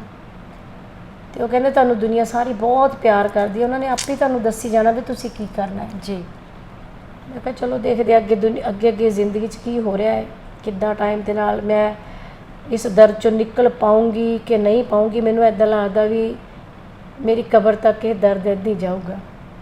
ਦਰਦ ਤਾਂ ਨਹੀਂ ਜਾ ਸਕਦਾ, ਇਹ ਹੈਗਾ ਕਿ ਮੈਂ ਥੋੜ੍ਹਾ ਬਹੁਤਾ ਹੌਸਲਾ, ਜਿਵੇਂ ਅੱਜ ਤੁਸੀਂ ਆਏ ਆ, ਇੰਨੀਆਂ ਸੋਹਣੀਆਂ ਗੱਲਾਂ ਕੀਤੀਆਂ ਮੇਰੇ ਨਾਲ ਆ ਕੇ, ਠਹਿਰਾਵ ਜਿਹਾ ਦਿੱਤਾ ਮੇਰੇ ਮਨ ਨੂੰ। ਇੱਦਾਂ ਦੇ ਲੋਕ ਜਦੋਂ ਆਉਣਗੇ ਰੂਹਾਨੀਅਤ ਨਾਲ ਭਰੇ ਹੋਏ, ਉਹ ਆ ਕੇ ਜ਼ਿਆਦਾ ਆ ਕੇ ਮੇਰੇ ਕੋਲ ਗੱਲਾਂ ਕਰਨਗੇ, ਹੋ ਸਕਦਾ ਮੈਂ ਥੋੜ੍ਹੀ ਉੱਠ ਕੇ ਤੁਰ ਸਕਾਂ, ਕੁਝ ਕਰ ਸਕਾਂ ਨਾ। ਦਰਦ ਤਾਂ ਇੱਦਾਂ ਹੀ ਰਹੂਗਾ ਜਿਵੇਂ ਇੱਕ ਰਿਸਦਾ ਹੋਇਆ ਦਰਦ ਹੈ ਅੰਦਰ, ਇਹ ਤਾਂ ਨਹੀਂ ਜਾ ਸਕਦਾ ਸਾਰੀ ਜ਼ਿੰਦਗੀ। ਮੇਰਾ ਧਿਆਨ ਤਾਂ ਸਾਰੀ ਜ਼ਿੰਦਗੀ ਸਰਦੂਲ ਦੇ ਚਰਨਾਂ 'ਚ ਰਹੂਗਾ। ਪਰ ਹਾਂ ਇਹ ਹੈਗਾ ਕਿ ਮੈਂ ਕੁਝ ਕੰਮ ਹਿੰਮਤ ਕਰਕੇ ਅੱਗੇ ਆਉਣ ਵਾਲੇ ਟਾਈਮ 'ਚ ਹਿੰਮਤ ਕਰਕੇ ਸਰਦੂਲ ਜੀ ਲਈ ਕਰੂੰਗੀ, ਕਿ ਵੀ ਇਹ ਸਰਦੂਲ ਦੀਆਂ ਉਹਨਾਂ ਦੀਆਂ ਜ਼ਿੰਮੇਵਾਰੀਆਂ ਸੀਗੀਆਂ, ਉਹਨਾਂ ਨੇ ਕਰਨਾ ਸੀਗਾ ਪਰ ਨਹੀਂ ਕਰ ਪਾਏ। ਉਹ ਮੈਨੂੰ ਹਿੰਮਤ ਦੇਣਗੇ, ਉਹਨਾਂ ਦੀ ਰੂਹ ਹਿੰਮਤ ਦੇਊਗੀ ਵੀ ਤੂੰ ਕਰ, ਤੇ ਤਾਂ ਕਰ ਪਾਊਂਗੀ ਮੈਂ। ਜਿਵੇਂ ਆਪਣੀ ਅੰਸ਼ੂ ਆਪਣੀ ਜੀ ਪ੍ਰੀਤੋ, ਉਹਨੇ ਆ ਕੇ ਮੈਨੂੰ ਬਹੁਤ ਸੰਭਾਲਿਆ। 1 ਮਹੀਨਾ ਮੈਨੂੰ ਉਹਨੇ ਸੰਭਾਲਿਆ ਪੂਰਾ, ਮੇਰੀ ਮਾਲਿਸ਼ ਕਰਨੀ, ਮੇਰੇ ਸਿਰ ਦੀ ਮਾਲਿਸ਼ ਕਰਨੀ। ਕਈ ਵਾਰੀ ਮੈਨੂੰ ਯਾਦ ਭੁੱਲ ਜਾਂਦਾ ਸੀਗਾ, ਹਾਲਾਂਕਿ ਉਹ ਬਹੁਤ ਸਾਲਾਂ ਤੋਂ ਮੇਰੇ ਬਹੁਤ ਨੇੜੇ ਆ। ਕਈ ਵਾਰੀ ਮੈਨੂੰ ਯਾਦ ਭੁੱਲ ਜਾਣਾ, ਫਿਰ ਮੈਂ ਉਹਨੂੰ ਕਹਿਣਾ ਵੀ ਇਹ ਨਰਸ ਆ। ਉਹਨਾਂ ਨੇ ਕਹਿੰਦਾ ਨਹੀਂ ਪ੍ਰੀਤੋ। ਮੈਂ ਕਿਹਾ ਉਹ ਕੌਣ ਆ? ਫਿਰ ਦੱਸਣਾ ਮੈਨੂੰ, ਹੈ ਨਾ, ਸਾਰਿਆਂ ਨੇ। ਕਦੇ ਆਪਣੇ ਬੱਚਿਆਂ ਨੂੰ ਮੈਂ ਦੇਖਣਾ ਤਾਂ ਮੈਨੂੰ ਯਾਦ ਨਹੀਂ ਸੀ ਆਉਂਦਾ, ਮੇਰਾ ਦਿਮਾਗ ਕਈ ਵਾਰੀ ਬਹੁਤ ਪਿੱਛੇ ਚਲੇ ਜਾਂਦਾ ਸੀ ਜਦੋਂ ਬੱਚੇ ਛੋਟੇ ਹੁੰਦੇ ਸੀਗੇ। ਫਿਰ ਮੈਨੂੰ ਲੱਗਦਾ ਸੀ ਮੈਂ ਬੱਚਿਆਂ ਨੂੰ ਸਕੂਲ ਤੋਰਨਾ ਨੇ, ਬੱਚਿਆਂ ਦੀਆਂ ਡਰੈਸ ਪ੍ਰੈਸ ਕਰਨੀਆਂ, ਯੂਨੀਫਾਰਮ ਪ੍ਰੈਸ ਕਰਨੀਆਂ। ਬੱਚਿਆਂ ਨੇ ਕਹਿਣਾ ਨਹੀਂ ਮੰਮਾ ਅਸੀਂ ਤਾਂ ਮੂਹਰੇ ਬੈਠੇ। ਮੈਂ ਕਿਹਾ ਨਹੀਂ ਇਹ ਤਾਂ ਨਹੀਂ ਮੇਰੇ ਬੱਚੇ ਹੈਗੇ, ਮੇਰੇ ਬੱਚੇ ਤਾਂ ਛੋਟੇ ਛੋਟੇ ਆ।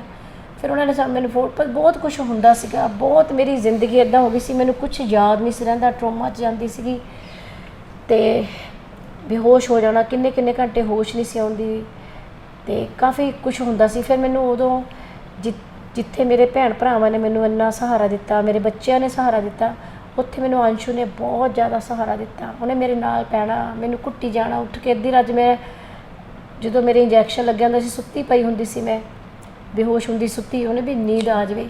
ਫਿਰ ਜਦੋਂ ਮੇਰੀ ਅੱਖ ਖੁੱਲ੍ਹਣੀ ਫਿਰ ਮੈਨੂੰ ਯਾਦ ਆਉਣਾ ਵੀ ਹਾਏ ਸਰਦੂਲ ਹੈ ਨਹੀਂ। ਫਿਰ ਮੈਂ ਹੌਂਕੇ ਲੈ ਕੇ ਉੱਠ ਕੇ ਰੋਣਾ ਇੱਕਦਮ। ਫਿਰ ਉਹਨੇ ਉੱਠ ਕੇ ਮੈਨੂੰ ਫੜ ਲੈਣਾ, ਫਿਰ ਉਹਨੇ ਮੈਨੂੰ ਕਹਿਣਾ ਵੀ ਠੀਕ ਆ, ਬੜਾ ਹੌਸਲਾ ਦੇਣਾ ਉਹਨੇ ਮੈਨੂੰ, ਜਿਵੇਂ ਇੱਕ ਮਾਂ ਨਹੀਂ ਆਪਣੇ ਬੱਚੇ ਨੂੰ ਫੜ ਕੇ ਇੱਦਾਂ ਕਰਦੀ, ਇੱਦਾਂ ਮੈਨੂੰ ਸਹਾਰਾ ਦਿੱਤਾ ਉਹਨੇ। ਕੁੜੀ ਨੇ ਬਹੁਤ ਮੈਨੂੰ ਉਹਨੇ ਪਿਆਰ ਕੀਤਾ, ਉਸ ਕੁੜੀ ਨੇ ਬਹੁਤ ਜ਼ਿਆਦਾ ਸਹਾਰਾ ਦਿੱਤਾ। ਇੱਦਾਂ ਦੇ ਜਦੋਂ ਬੱਚੇ, ਇੱਦਾਂ ਦੇ ਜਦੋਂ ਲੋਕ ਮੇਰੇ ਕੋਲ ਆ ਕੇ ਸਹਾਰਾ ਦੇਣਗੇ, ਮੈਨੂੰ ਲੱਗਦਾ ਵੀ ਮੈਂ ਸ਼ਾਇਦ ਥੋੜ੍ਹਾ ਜਿਹਾ ਉੱਠ ਕੇ ਕੁਝ ਕਰਨ ਜੋਗੀ ਹੋ ਜੂੰਗੀ ਮੈਂ ਸ਼ਾਇਦ। ਮੈਮ ਸਾਰੇ ਤੁਹਾਨੂੰ ਬਹੁਤ ਜ਼ਿਆਦਾ ਪਿਆਰ ਕਰਦੇ ਆ ਔਰ ਇਸੇ ਤਰ੍ਹਾਂ ਤੁਹਾਡੇ ਨਾਲ ਖੜਨਗੇ ਵੀ ਔਰ ਖੜੇ ਵੀ ਨੇ। ਬਟ ਇਸ ਚੀਜ਼ 'ਚ ਕੋਈ ਕਹਿਣ ਜਾਂ ਬੋਲਣ ਵਾਲੀ ਗੱਲ ਨਹੀਂ ਹੈ ਕਿ ਜੋ ਦਰਦ ਵਿੱਚੋਂ ਅਸੀਂ ਲੰਘ ਰਹੇ ਹੁੰਦੇ ਆ ਉੱਥੇ ਕੋਈ ਖੜ ਕੇ ਦੇਖ ਨਹੀਂ ਸਕਦਾ, ਪਰ ਤੁਹਾਡਾ ਸਾਥ ਦੇਣ ਨੂੰ ਸਾਰੇ ਖੜੇ ਨੇ ਔਰ ਪਿਆਰ ਵੀ ਕਰਦੇ ਨੇ। ਪਰ ਤੁਹਾਨੂੰ ਲੱਗਦਾ ਕਿ ਅੱਜ ਜਿਸ ਤਰ੍ਹਾਂ ਆਲਾਪ, ਜਿਸ ਤਰ੍ਹਾਂ ਸਾਰੰਗ ਜਾ ਕੇ ਮਿਹਨਤ ਕਰ ਰਹੇ ਨੇ, ਆਪਣੇ ਕਰੀਅਰ ਬਣਾਉਣ ਦੇ ਲਈ ਤੁਰੇ ਹੋਏ ਨੇ, ਜੇ ਸਰਦੂਲ ਜੀ ਖੁਦ ਹੁੰਦੇ ਤਾਂ ਸ਼ਾਇਦ ਇੰਨੀ ਮੁਸ਼ੱਕਤ ਉਹਨਾਂ ਨੂੰ ਨਾ ਕਰਨੀ ਪੈਂਦੀ, ਇੰਨੇ ਤਰਲੇ ਮਿੰਨਤੇ ਉਹਨਾਂ ਨੂੰ ਨਾ ਕਰਨਾ ਪੈਂਦਾ। ਸਹੀ ਗੱਲ ਹੈ, ਬਿਲਕੁਲ। ਬਹੁਤ ਵਿਚਾਰੇ ਹੁਣ ਕਈ ਵਾਰੀ ਰੋਂਦੇ ਆ। ਅਤੇ ਇੱਕ ਦਿਨ ਸਾਰੰਗ ਬੈਠਾ ਰਾਤ ਨੂੰ ਨਾ ਪਾਪਾ ਦੀ ਫੋਟੋ ਚੱਕ ਕੇ ਰੋ ਰਿਹਾ। ਮੈਂ ਉੱਠੀ ਇੱਕਦਮ, ਮਹੀਨਾ ਕੁ ਪਹਿਲਾਂ ਦੀ ਗੱਲ ਆ, ਉਦੋਂ ਫਾਦਰ ਡੇ ਸੀ ਸ਼ਾਇਦ, ਪਤਾ ਨਹੀਂ ਉਹਦਾ ਬਰਥਡੇ ਸੀਗਾ। ਅਤੇ ਮੈਂ ਦੇਖਿਆ ਉਹਨੂੰ, ਮੈਂ ਕਿਹਾ ਬੇਟੇ ਕੀ ਹੋਇਆ? ਇੱਕਦਮ ਉੱਠ ਕੇ ਨਾ ਅੱਖਾਂ 'ਚ ਹੰਝੂ ਰੋ ਰਿਹਾ। ਕਹਿੰਦਾ ਮੰਮਾ ਮੇਰਾ ਨਾ ਪਾਪਾ ਨੂੰ ਜੱਫੀ ਪਾਉਣ ਨੂੰ ਦਿਲ ਕਰਦਾ ਹੈ। ਮੈਂ ਕਿਹਾ ਤੇਰੇ ਪਾਪਾ ਨੂੰ ਕਿੱਥੋਂ ਲੈ ਕੇ ਆਵਾਂ ਮੈਂ ਕਿਹਾ ਤੂੰ ਮੈਨੂੰ ਹੱਗ ਕਰ ਲੈ, ਘੁੱਟ ਕੇ ਹੀ ਸੋਚ ਲੈ ਮੈਂ ਹੀ ਤੇਰਾ ਪਾਪਾ ਹੈ। ਕਹਿੰਦਾ ਮੰਮਾ ਪਾਪਾ ਨੇ ਤਾਂ ਜਾ ਕੇ ਸਾਨੂੰ ਕਿਸੇ ਨਾ ਕਿਸੇ ਕੰਪਨੀ 'ਚ ਜਾਂ ਕਿਤੇ ਨਾ ਕਿਤੇ ਸਾਨੂੰ ਸਹਾਰਾ ਦੇਣਾ ਸੀ, ਕੁਛ ਨਾ ਕੁਛ ਕਰਨਾ ਸੀਗਾ। ਕਹਿੰਦਾ ਹੁਣ ਅਸੀਂ ਇਕੱਲੇ ਤੁਰੇ ਹੋਏ ਹਾਂ, ਅਸੀਂ ਸਟਰਗਲ ਕਰ ਰਹੇ ਹਾਂ, ਗਾਣੇ ਬਣਾ ਰਹੇ ਹਾਂ, ਕੰਪਨੀਆਂ ਨੂੰ ਦਿਖਾ ਰਹੇ ਹਾਂ ਅਤੇ ਬਹੁਤ ਕੁਛ ਕਰ ਰਹੇ ਹਾਂ। ਕਹਿੰਦੇ ਵੀ ਅਸੀਂ ਵੀ ਕਹਿੰਦੇ ਪਰ ਕੋਈ ਗੱਲ ਨਹੀਂ, ਪਾਪਾ ਸਾਡੇ ਨਾਲ ਆ, ਸਾਡੇ ਕੋਲ ਪਾਪਾ ਦੀਆਂ ਕਹਾਣੀਆਂ ਨਾਲ ਹੈ, ਪਾਪਾ ਦੀ ਜ਼ਿੰਦਗੀ ਸਾਡੇ ਨਾਲ ਆ। ਵੀ ਪਾਪਾ ਸਾਨੂੰ ਦੱਸ ਦਿੰਦੇ ਸੀ ਕਿੱਦਾਂ ਸਟਰਗਲ ਕਰਕੇ ਇੱਥੇ ਤੱਕ ਪਹੁੰਚੇ ਆ। ਕਹਿੰਦੇ ਅਸੀਂ ਹੈ ਤਾਂ ਉਸੇ ਦੀ ਔਲਾਦ ਆ ਨਾ, ਸਰਦੂਲ ਸਿਕੰਦਰ ਦੀ। ਅਸੀਂ ਵੀ ਉੱਦਾਂ ਹੀ ਸਟਰਗਲ ਕਰਕੇ ਪਹੁੰਚਾਂਗੇ ਇੱਕ ਨਾ ਇੱਕ ਦਿਨ, ਪਾਪਾ ਦਾ ਨਾਮ ਉੱਪਰ ਹੋਰ ਉੱਤੇ ਲੈ ਕੇ ਜਾਵਾਂਗੇ। ਉਹੀ ਚੀਜ਼ਾਂ, ਉਹੀ ਸੰਗੀਤ, ਉੱਦਾਂ ਦੇ ਸਾਹਿਤ ਲੈ ਕੇ ਉਵੇਂ ਹੀ ਅਸੀਂ ਜਾਵਾਂਗੇ ਦੁਨੀਆ ਤੱਕ। ਜਿਹੜੇ ਪਾਪਾ ਦੇ دیਵਾਨੇ ਆ, ਪਿਆਰ ਕਰਨ ਵਾਲੇ ਨੇ, ਪਿਆਸੇ ਉਹਨਾਂ ਦੇ ਸੰਗੀਤ ਦੇ, ਉਹਨਾਂ ਲਈ, ਉਹਨਾਂ ਨੂੰ ਤ੍ਰਿਪਤ ਕਰਨ ਲਈ ਅਸੀਂ ਜਾਵਾਂਗੇ, ਕਹਿੰਦੇ ਅੱਗੇ ਆਵਾਂਗੇ। ਅਤੇ ਕਰਦੇ ਵਿਚਾਰੇ ਰਿਆਜ਼ ਕਰਦੇ ਆ, ਪੂਰੀ ਪੂਰੀ ਰਾਤ ਬੈਠੇ ਰਹਿੰਦੇ ਆ, ਮਿਊਜ਼ਿਕ ਕਰੀ ਜਾਂਦੇ ਨੇ ਬੈਠੇ ਵੀ, ਆਹ ਗਾਣਾ ਇੱਦਾਂ ਕਰਨਾ, ਇੱਦਾਂ ਕਰਨਾ। ਸਰਦੂਲ ਜੀ ਦੇ ਵੀ ਕਾਫੀ ਸਾਰੇ ਗਾਣੇ ਰਿਕਾਰਡ ਕਰਕੇ ਰੱਖੇ ਹੋਏ ਸੀ ਉਹਨਾਂ ਨੇ, ਉਹ ਵੀ ਕਹਿੰਦੇ ਅਸੀਂ ਹੁਣ ਹੌਲੀ ਹੌਲੀ ਰਿਲੀਜ਼ ਕਰਾਂਗੇ। ਕੀ ਬਾਤ। ਅਤੇ ਕਰ ਰਹੇ ਨੇ, ਕਾਫੀ ਕੁਛ ਕਰ ਰਹੇ ਵਿਚਾਰੇ, ਬਹੁਤ ਮਿਹਨਤ ਕਰ ਰਹੇ ਨੇ। ਬਾਕੀ ਜਿਹੜੇ ਸਰਦੂਲ ਜੀ ਦੇ ਫੈਨ ਨੇ, ਉਹਨਾਂ ਨੂੰ ਪਿਆਰ ਕਰਨ ਵਾਲੇ ਲੋਕ ਨੇ ਜਿੰਨੇ ਵੀ, ਮੈਨੂੰ ਉਮੀਦ ਹੈ ਵੀ ਉਹਨਾਂ ਦੀਆਂ ਦੁਆਵਾਂ, ਅਰਦਾਸਾਂ ਅਤੇ ਉਹ ਲੋਕ ਅੱਗੇ ਲੈ ਕੇ ਆਉਣਗੇ, ਸਾਰੰਗ ਅਲਾਪ ਦੇ ਗਾਣਿਆਂ ਨੂੰ ਸੁਣਨਗੇ ਜੀ। ਔਰ ਉਹਨਾਂ ਦੀਆਂ ਜਿਹੜੀਆਂ ਰਹਿਮਤਾਂ ਨੇ, ਰਹਿਮਤ ਦੀ ਨਜ਼ਰ ਆ, ਔਰ ਉਹਨਾਂ ਦੀ ਜਿਹੜੀ ਮੁਹੱਬਤ ਆ ਸਰਦੂਲ ਜੀ ਵਾਸਤੇ, ਅਤੇ ਉਹ ਸਾਡੇ ਲਈ ਵੀ, ਬੱਚਿਆਂ ਲਈ ਵੀ ਉੱਦਾਂ ਹੀ ਹੋਵੇਗੀ। ਬੱਚਿਆਂ ਨੂੰ ਵੀ ਉੱਦਾਂ ਹੀ ਪਿਆਰ ਦੇਣਗੇ ਜਿਵੇਂ ਸਰਦੂਲ ਜੀ ਨੂੰ ਦਿੱਤਾ ਸੀ, ਕਿਉਂਕਿ ਅੰਸ਼ ਤਾਂ ਸਰਦੂਲ ਜੀ ਦਾ ਹੀ ਆ ਜੀ। ਉਹੀ ਗਾਇਕੀ, ਉਹੀ ਆਵਾਜ਼ ਬੱਚਿਆਂ ਦੀ ਆ, ਅਤੇ ਉਹੀ ਸਟਾਈਲ ਆ, ਕਿਉਂਕਿ ਬਚਪਨ ਤੋਂ ਉਹਨਾਂ ਦੇ ਹੱਥਾਂ 'ਚ ਲੋਰੀਆਂ ਲੈ ਕੇ ਖੇਡੇ ਨੇ, ਅਤੇ ਹੁਣ ਤੱਕ ਉਹਨਾਂ ਨੂੰ ਦੇਖਦੇ ਰਹੇ ਨੇ। ਉਹਨਾਂ ਦਾ ਖੂਨ ਵੀ ਆ, ਉਹਨਾਂ ਦੇ ਤਾਂ ਬਲੱਡ ਦੇ ਅੰਦਰ ਹੀ ਆ ਨਾ ਸਾਰਾ ਕੁਛ, ਅਤੇ ਹਰ ਚੀਜ਼ ਦਾ ਉਹਨਾਂ ਦੇ ਅੰਦਰ ਸਰਦੂਲ ਉਹਨਾਂ ਦੀ ਸਮਾਈ ਹੋਈ ਆ ਜੀ। ਅਤੇ ਕਈ ਵਾਰੀ ਨਾ ਸਾਰੰਗ ਦੀਆਂ ਕੁਛ ਫੋਟੋਆਂ ਇੱਦਾਂ ਲੱਗਦੀਆਂ, ਮੈਂ ਸਾਰੰਗ ਨੂੰ ਦੇਖੀ, ਮੈਂ ਕਿਹਾ ਸਾਰੰਗ, ਮੈਂ ਕਿਹਾ ਜਦੋਂ ਤੇਰੇ ਪਾਪਾ ਪੂਰੇ ਯੰਗ ਹੁੰਦੇ ਸੀ ਨਾ, ਬਿਲਕੁਲ ਤੇਰੇ ਵਾਂਗੂ ਲੱਗਦੇ ਹੁੰਦੇ ਸੀਗੇ।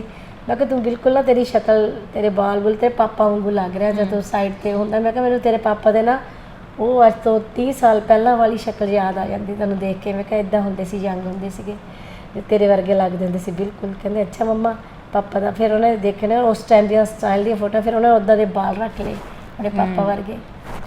ਅਤੇ ਬਾਕੀ ਉਹਦੇ ਹੱਥ 'ਚ ਆ, ਪ੍ਰਮਾਤਮਾ ਦੇ ਹੱਥ 'ਚ ਆ। ਕਿਸੇ ਆਸ ਨਾਲ ਬੈਠੀ ਹੋਈ ਹਾਂ ਵੀ ਮੈਂ ਸਾਰੰਗ ਅਲਾਪ ਦੇ ਵਿੱਚੋਂ ਸਰਦੂਲ ਸਿਕੰਦਰ ਨੂੰ ਦੇਖਣਾ ਚਾਹੁੰਦੀ ਹਾਂ। ਜਦੋਂ ਇਹ ਵਧੀਆ ਇਹਨਾਂ ਦਾ ਨਾਮ ਹੋ ਗਿਆ, ਇਹਨਾਂ ਦਾ ਸੰਗੀਤ ਚੱਲੂਗਾ ਦੁਨੀਆ ਦੇ ਵਿੱਚ ਉਵੇਂ ਜਿਵੇਂ ਸਰਦੂਲ ਹੋਰਾਂ ਦਾ ਚੱਲਦਾ ਸੀਗਾ ਅਤੇ ਚੱਲ ਰਿਹਾ ਹੈ, ਅਤੇ ਫਿਰ ਮੈਨੂੰ ਇੱਦਾਂ ਲੱਗੂਗਾ ਵੀ ਹਾਂ ਸਰਦੂਲ ਫਿਰ ਖੜ੍ਹਾ ਹੋ ਗਿਆ ਆ ਕੇ ਸਾਹਮਣੇ ਮੇਰੇ। ਉਦੋਂ ਹੋ ਸਕਦਾ ਮੇਰੀ ਅੰਦਰ ਰੂਹ ਨੂੰ ਇੱਦਾਂ ਹੋਵੇ ਕਿ ਹਾਂ ਸਰਦੂਲ ਮੇਰੇ ਸਾਹਮਣੇ ਖੜ੍ਹਾ ਹੈ, ਦੋ ਰੂਪ ਦੇ, ਸਾਰੰਗ ਅਲਾਪ ਦੇ ਰੂਪ ਦੇ ਵਿੱਚ। ਸ਼ਾਇਦ ਉਦੋਂ ਮੈਨੂੰ ਇੱਦਾਂ ਲੱਗੇ ਕਿ ਹਾਂ ਮੈਨੂੰ ਜੀਣਾ ਚਾਹੀਦਾ ਹੈ, ਜੀਣ ਦੀ ਸ਼ਕਤੀ ਮੇਰੇ ਅੰਦਰ ਆਊਗੀ। ਹੁਣ ਤਾਂ ਕਈ ਵਾਰੀ ਮੈਂ ਡੋਲ ਵੀ ਜਾਂਦੀ ਹਾਂ, ਕਦੇ ਮਨ ਇੱਦਾਂ ਹੋ ਜਾਂਦਾ ਵੀ ਕਿਉਂ ਚਲੇ ਗਏ ਤੁਸੀਂ, ਜਾਂ ਤਾਂ 10 ਸਾਲ ਤੁਸੀਂ ਹੋਰ ਰਹਿ ਜਾਂਦੇ, ਆਪਾਂ ਇਕੱਠੇ ਚਲੇ ਜਾਂਦੇ, ਜਾਂ ਤੁਸੀਂ ਮੇਰੀ ਉਮਰ ਤੁਹਾਨੂੰ ਲੱਗ ਜਾਂਦੀ, ਤੁਸੀਂ ਰਹਿ ਜਾਂਦੇ, ਤੁਹਾਡੇ 'ਤੇ ਇੰਨੀ ਜ਼ਰੂਰਤ ਸੀਗੀ। ਮੈਨੂੰ ਮੇਰੀ ਇਹੀ ਮਜਬੂਰੀ ਹੈ ਕਿ ਮੈਨੂੰ ਬੱਚਿਆਂ ਲਈ ਜੀਣਾ ਪੈ ਰਿਹਾ ਹੈ। ਇਹੀ ਸੋਚੋ ਵੀ ਜੀਣਾ ਪੈ ਰਿਹਾ, ਮੈਂ ਬੱਚਿਆਂ ਲਈ ਜੀ ਰਹੀ ਹਾਂ। ਜਿਵੇਂ ਇੱਕ ਕਿਸੇ ਦੇ ਸਾਹ ਚੱਲਦੇ ਹੁੰਦੇ ਨਾ, ਕਿਸੇ ਬੰਦੇ ਦੇ ਵੀ ਸਾਹ ਚੱਲ ਰਿਹਾ, ਬਸ ਉਹ ਹਾਲਤ ਆ ਮੇਰੀ ਇਸ ਟਾਈਮ। ਕਿਉਂਕਿ ਸੁਰਤੀ ਮੇਰੀ ਸਾਰਾ ਦਿਨ ਸਰਦੂਲ ਦੇ ਵਿੱਚ ਰਹਿੰਦੀ ਆ, ਉਹੀ ਗੱਲਾਂ ਬਾਰ-ਬਾਰ ਆਉਂਦੀਆਂ ਨੇ। ਕਦੇ ਹੌਸਪੀਟਲ ਦੀਆਂ ਗੱਲਾਂ ਦਿਮਾਗ 'ਚ ਆਉਂਦੀਆਂ ਨੇ, ਕਦੇ ਉਹਨਾਂ ਦੀਆਂ ਪਿਆਰ ਭਰੀਆਂ ਗੱਲਾਂ ਯਾਦ ਆਉਂਦੀਆਂ ਨੇ, ਕਦੇ ਉਹ ਗੱਲਾਂ ਯਾਦ ਹੁੰਦੀਆਂ ਨੇ ਜਦੋਂ ਅਸੀਂ ਨਵੇਂ-ਨਵੇਂ ਮਿਲੇ ਸੀਗੇ, ਪਹਿਲੀ ਵਾਰ ਮਿਲੇ ਸੀਗੇ, ਉਹ ਟਾਈਮ ਸੀ ਸਾਡਾ। ਫਿਰ ਕਦੇ ਉਹ ਗੱਲਾਂ ਯਾਦ ਆਉਂਦੀਆਂ ਜਦੋਂ ਉਹਨਾਂ ਦਾ ਆਖਰੀ ਟਾਈਮ ਸੀਗਾ। ਕਦੇ ਮੈਨੂੰ ਇਕੱਲੀ ਬੈਠੇ ਇੱਦਾਂ ਹੋ ਜਾਂਦਾ ਵੀ ਸਮਝ ਨਹੀਂ ਆਉਂਦੀ, ਕਈ ਵਾਰੀ ਮੇਰਾ ਦਿਮਾਗ ਇੰਨਾ ਸੁੰਨ ਹੋ ਜਾਂਦਾ ਹੈ। ਫਿਰ ਮੈਂ ਕਈ ਵਾਰੀ ਡਰ ਜਾਂਦੀ ਹਾਂ ਵੀ ਮੈਨੂੰ ਕੁਛ ਹੋ ਗਿਆ ਤਾਂ ਬੱਚਿਆਂ ਦਾ ਕੀ ਹੋਊਗਾ ਫਿਰ, ਕਿਉਂਕਿ ਮੈਂ ਚਾਹ ਕੇ ਵੀ ਕੰਟਰੋਲ ਹੀ ਨਹੀਂ ਕਰ ਪਾ ਰਹੀ ਇਸ ਗੱਲ 'ਤੇ ਨਾ। ਮੈਂ ਬਹੁਤ ਕੋਸ਼ਿਸ਼ ਕਰਦੀ ਹਾਂ ਵੀ ਮੈਂ ਆਪਣੇ ਆਪ ਨੂੰ ਸਟਰੋਂਗ ਕਰਾਂ, ਮੈਂ ਬੱਚਿਆਂ ਲਈ ਖੜੀ ਹੋ ਜਾਵਾਂ, ਪਰ ਹੁੰਦੀ ਵੀ ਹਾਂ ਖੜੀ, 2-4 ਦਿਨ ਇੱਦਾਂ ਹੋ ਜਾਂਦੇ ਸੈੱਟ, ਮੁੜ ਕੇ ਫਿਰ ਉੱਥੇ ਪਹੁੰਚ ਜਾਂਦੀ ਹਾਂ ਮੈਂ। ਮੈਨੂੰ ਲੱਗਦਾ ਜਦੋਂ ਮੇਰੇ ਬੱਚੇ ਪੂਰੇ ਇੱਦਾਂ ਖੜੇ ਹੋ ਜਾਣਗੇ, ਚੀਕ ਹੋ ਕੇ ਗਾਣੇ ਇਹਨਾਂ ਦੇ ਰਿਲੀਜ਼ ਹੋਣਗੇ, ਉਸੇ ਰੂਪ 'ਚ ਮੈਂ ਇਹਨਾਂ ਨੂੰ ਦੇਖੂੰਗੀ ਜੋ ਪੋਜੀਸ਼ਨ ਸਰਦੂਲ ਦੀ ਸੀ। ਸ਼ਾਇਦ ਹੋ ਸਕਦਾ ਵੀ ਉਦੋਂ ਮੇਰਾ ਅੰਦਰਲਾ ਜਿਹੜਾ ਰੂਹ ਆ ਮੇਰੀ, ਕਿਤੇ ਥੋੜ੍ਹਾ ਜਿਹਾ ਠਹਿਰਾਵ ਆਊਗਾ ਮੇਰੇ ਅੰਦਰ, ਚੈਨ ਆਊਗਾ ਥੋੜ੍ਹਾ ਜਿਹਾ, ਜਿਹੜੀ ਵੀ ਅੰਦਰ ਬੇਚੈਨੀ ਹੋ ਗਈ ਵੀ ਸ਼ਾਇਦ ਉਦੋਂ ਮੈਂ ਸੈੱਟ ਹੋ ਪਾਊਂਗੀ, ਲੱਗਦਾ ਹੈ। ज़रूर मैम, वो वक्त बहुत जल्द आऊगा।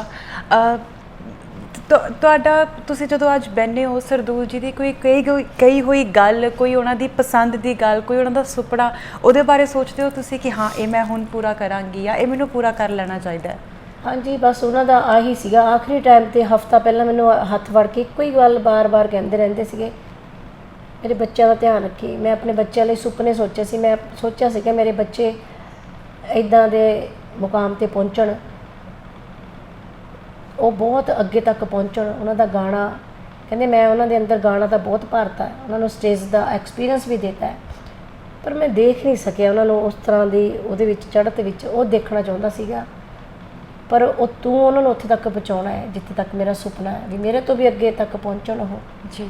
ਬਸ ਇਹ ਸੁਪਨਾ ਜਿਹੜਾ ਮੈਨੂੰ ਬਾਰ-ਬਾਰ ਇੱਕੋ ਹੀ ਗੱਲ ਕਹਿੰਦੀ ਸੀ, ਮੇਰੇ ਬੱਚਿਆਂ ਨੂੰ ਤੂੰ ਸਾਂਭ ਲਈ, ਮੇਰੇ ਬੱਚਿਆਂ ਨੂੰ ਮੇਰੇ ਜੋ ਮੈਂ ਸੁਪਨਾ ਸੋਚਿਆ ਉੱਥੇ ਤੱਕ ਪਹੁੰਚਾ ਦੇ। ਬਸ ਉਹ ਸੁਪਨਾ, ਉਹ ਜਦੋਂ ਮੈਨੂੰ ਗੱਲ ਯਾਦ ਆਉਂਦੀ ਫਿਰ ਮੈਂ ਆਪਣੇ ਆਪ ਨੂੰ ਸੋਚਦੀ ਹਾਂ ਵੀ ਨਹੀਂ, ਮੈਂ ਸਰਦੂਲ ਦੀ ਆ ਇੱਛਾ ਪੂਰੀ ਕਰਨੀ ਆ ਜੀ। ਫਿਰ ਮੈਂ ਆਪਣੇ ਆਪ ਨੂੰ ਬੰਨ੍ਹਦੀ ਹਾਂ, ਮੈਂ ਪਾਠ ਕਰਦੀ ਹਾਂ, ਫਿਰ ਮੈਂ ਮੈਡੀਟੇਸ਼ਨ ਕਰਦੀ ਹਾਂ ਵੀ ਨਹੀਂ, ਮੈਨੂੰ ਹੌਸਲਾ ਦੇ ਰੱਬਾ, ਮੈਨੂੰ ਤਾਕਤ ਦੇ, ਮੈਂ ਆਪਣੇ ਬੱਚਿਆਂ ਲਈ ਖੜੀ ਹੋਵਾਂ, ਮੈਂ ਸਰਦੂਲ ਦਾ ਆਖਰੀ ਜਿਹੜੇ ਉਹਦੇ ਉਸ ਸ਼ਬਦ ਸੀਗੇ, ਆਖਰੀ ਇੱਛਾ ਸੀ, ਉਹ ਪੂਰੀ ਕਰ ਸਕਾਂ। ਜੀ, ਅਸੀਂ ਦੇਖ ਰਹੇ ਹਾਂ ਕਿ ਵੈਸੇ ਤਾਂ ਇਹ ਘਰ ਤੁਹਾਡੀ ਜ਼ਿੰਦਗੀ, ਤੁਹਾਡੀ ਰੂਹ 'ਚ ਵਸੇ ਹੋਏ ਨੇ। ਉਹ ਬਹੁਤ ਸਾਰੀਆਂ ਫੋਟੋਜ਼ ਇੱਥੇ ਲੱਗੀਆਂ ਹੋਈਆਂ ਨੇ, ਟਰੋਫੀਜ਼ ਲੱਗੀਆਂ ਹੋਈਆਂ ਨੇ, ਪਰ ਸਰਦੂਲ ਜੀ ਨਾਲ ਜੁੜੀਆਂ ਹੋਈਆਂ ਕਿਹੜੀਆਂ ਅਜਿਹੀਆਂ ਚੀਜ਼ਾਂ ਜੋ ਤੁਸੀਂ ਸਾਂਭ ਲਈਆਂ ਹੋਈਆਂ, ਜਿਨ੍ਹਾਂ ਨੂੰ ਤੁਸੀਂ ਰੋਜ਼ ਵੇਖਦੇ ਹੋ, ਜਿਨ੍ਹਾਂ ਨੂੰ ਵੇਖ ਤੁਸੀਂ ਪਿਛਲੀਆਂ ਯਾਦਾਂ ਤਾਜ਼ੀਆਂ ਕਰਦੇ ਹੋ? ਸਭ ਤੋਂ ਅਨਮੋਲ ਚੀਜ਼ ਤਾਂ ਸਰਦੂਲ ਜੀ ਦੀ ਜਿਹੜੀ ਨਿਸ਼ਾਨੀ ਆ, ਸਭ ਤੋਂ ਜਿਹੜੀ ਅਨਮੋਲ ਚੀਜ਼ ਦੇਖ ਗਏ ਨੇ, ਉਹ ਮੇਰੇ ਬੱਚੇ ਨੇ, ਸਾਰੰਗ ਤੇ ਆਲਾਪ ਜੀ।